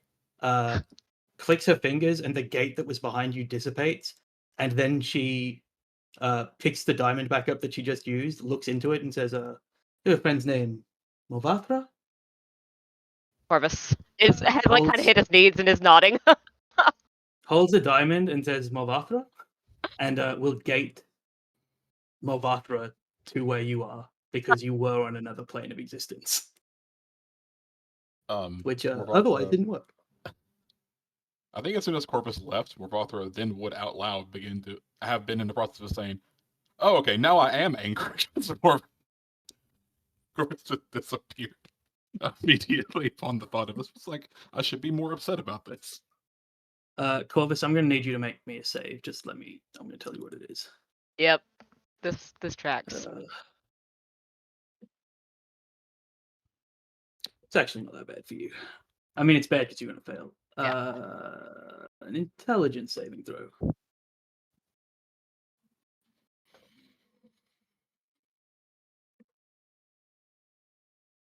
Big old. All light of intelligence and creativity leaves your mind. You have 1 for intelligence and 1 for charisma. Cool. And Lorena like shrugs her shoulders, turns to Movatra and says, "I'll fix him shortly. I just couldn't Corvus deal with is him. a drooling It's good idiot. to see. It's good to see you again. I looked different last time." Oh, your bird lady. Yes, Lorena, I think. I'm glad that you found my apprentice. She like flicks her fingers in front of Corvus in a way that can only ever be described as mocking. Oh, I did slap him for you, but I don't know if you knew that. I didn't, but I appreciate it. Oh, maybe I did. Memories. Whatever your friend did, it's made my memory a bit strange. I'm sure it will come to me. Said something about Pilgrim's Rest. Oh yeah, we were traveling to Pilgrim's Rest. Me, Corvus, Bartleman, Frankie, and Nisakana. I don't know if you know who any of those people are. We were going there to go and fix. So it got kind of confusing. We're kind of there to fix stuff because we left the town, but we were also chasing some cultist people that aren't great because they are kind of with the woods, but not like a part of it that's bad. And when we got there, and we went into a building that was kind of like a museum, but not really. And then this old woman that moves really fast was talking about something related to killing Bartleman, and then Bartleman was like, "No, you're gonna doom thousands." And then I don't really know what that was about, but then we tried to fight, but then like this dude with a broom, and I was a big cat, just like knocked me into a portal, and I fell really hard. And then we were somewhere for like an hour, and I found a case that had a ring in it, and then a guy came out of the ring, and Corvus talked to it, and now we're here. Lorena follows all of that perfectly. Which is a beautiful, benefit Chris. of having an infinite wisdom. And she like looks at you and continues nodding. Says, "Okay, all right." And she goes to like a book. She pulls out. It's like a really thin book, like maybe 20 pages. And as she opens it, it like expands into this enormous like grimoire. And she flips through, and you just see different creatures. You see like a Shadeen, which you'd never seen before until you turned into one. And then she's like, "Did it look like this?" And she shows you like a really stereotypical genie. Yeah, kind of. Oh, great. Excellent. There will be no problems then. She looks over at Corvus and says, "You were all right after the incident with his magic." Um, I think stuff happened to the others. They got like really exhausted. Something happened to Nisakana. I turned into. Can you flip back like a couple pages? He does. I turned into that, and I think I tried to eat Corvus. She nods as if that is cool and normal, and she understands. She says, "Okay, well, are you hungry?" More separates her train of thought because she just talked about eating Corvus and was about to vehemently be like, "I'm good," uh, but actually, I just had a berry today. They say it's like enough nutrients for like a full day. It I always want to eat two, but then I feel like that's wasteful. Also, it hurts my stomach. Well, think about it this way. A copper is enough to eat for a day, but it's not enough to make you happy for a day. Oh my god, the other ones they might be dying. Can you do that portal thing again? Not that portal thing. She starts serving you food and she says, "They will either be dead tomorrow or dead now. But I think we should speak. And if they're dead, it was meant to be. And I might fix it." She doesn't seem in a rush. Meanwhile, the next day, because she is not in any form gonna like leave that day, Frankie, dawn comes around, and you feel your heart kickstart again. And Sorry, that was some great timing on my headphones dying. You're gonna have to repeat all of that.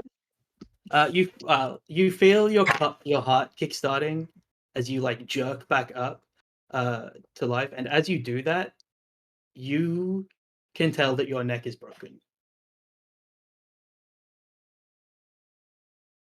and it hurts. It's not enough to like make you dead, but that's going to be a problem.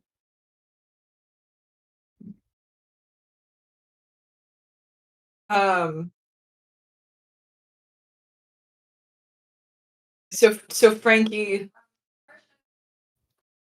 I think, has just enough wherewithal, or not even wherewithal, but like the base instinct of, oh wow, like this is bad does kick in, and knows not to like jerk around to move. After taking a few what we'll call stabilizing deep breaths, and like biting back like bile, I think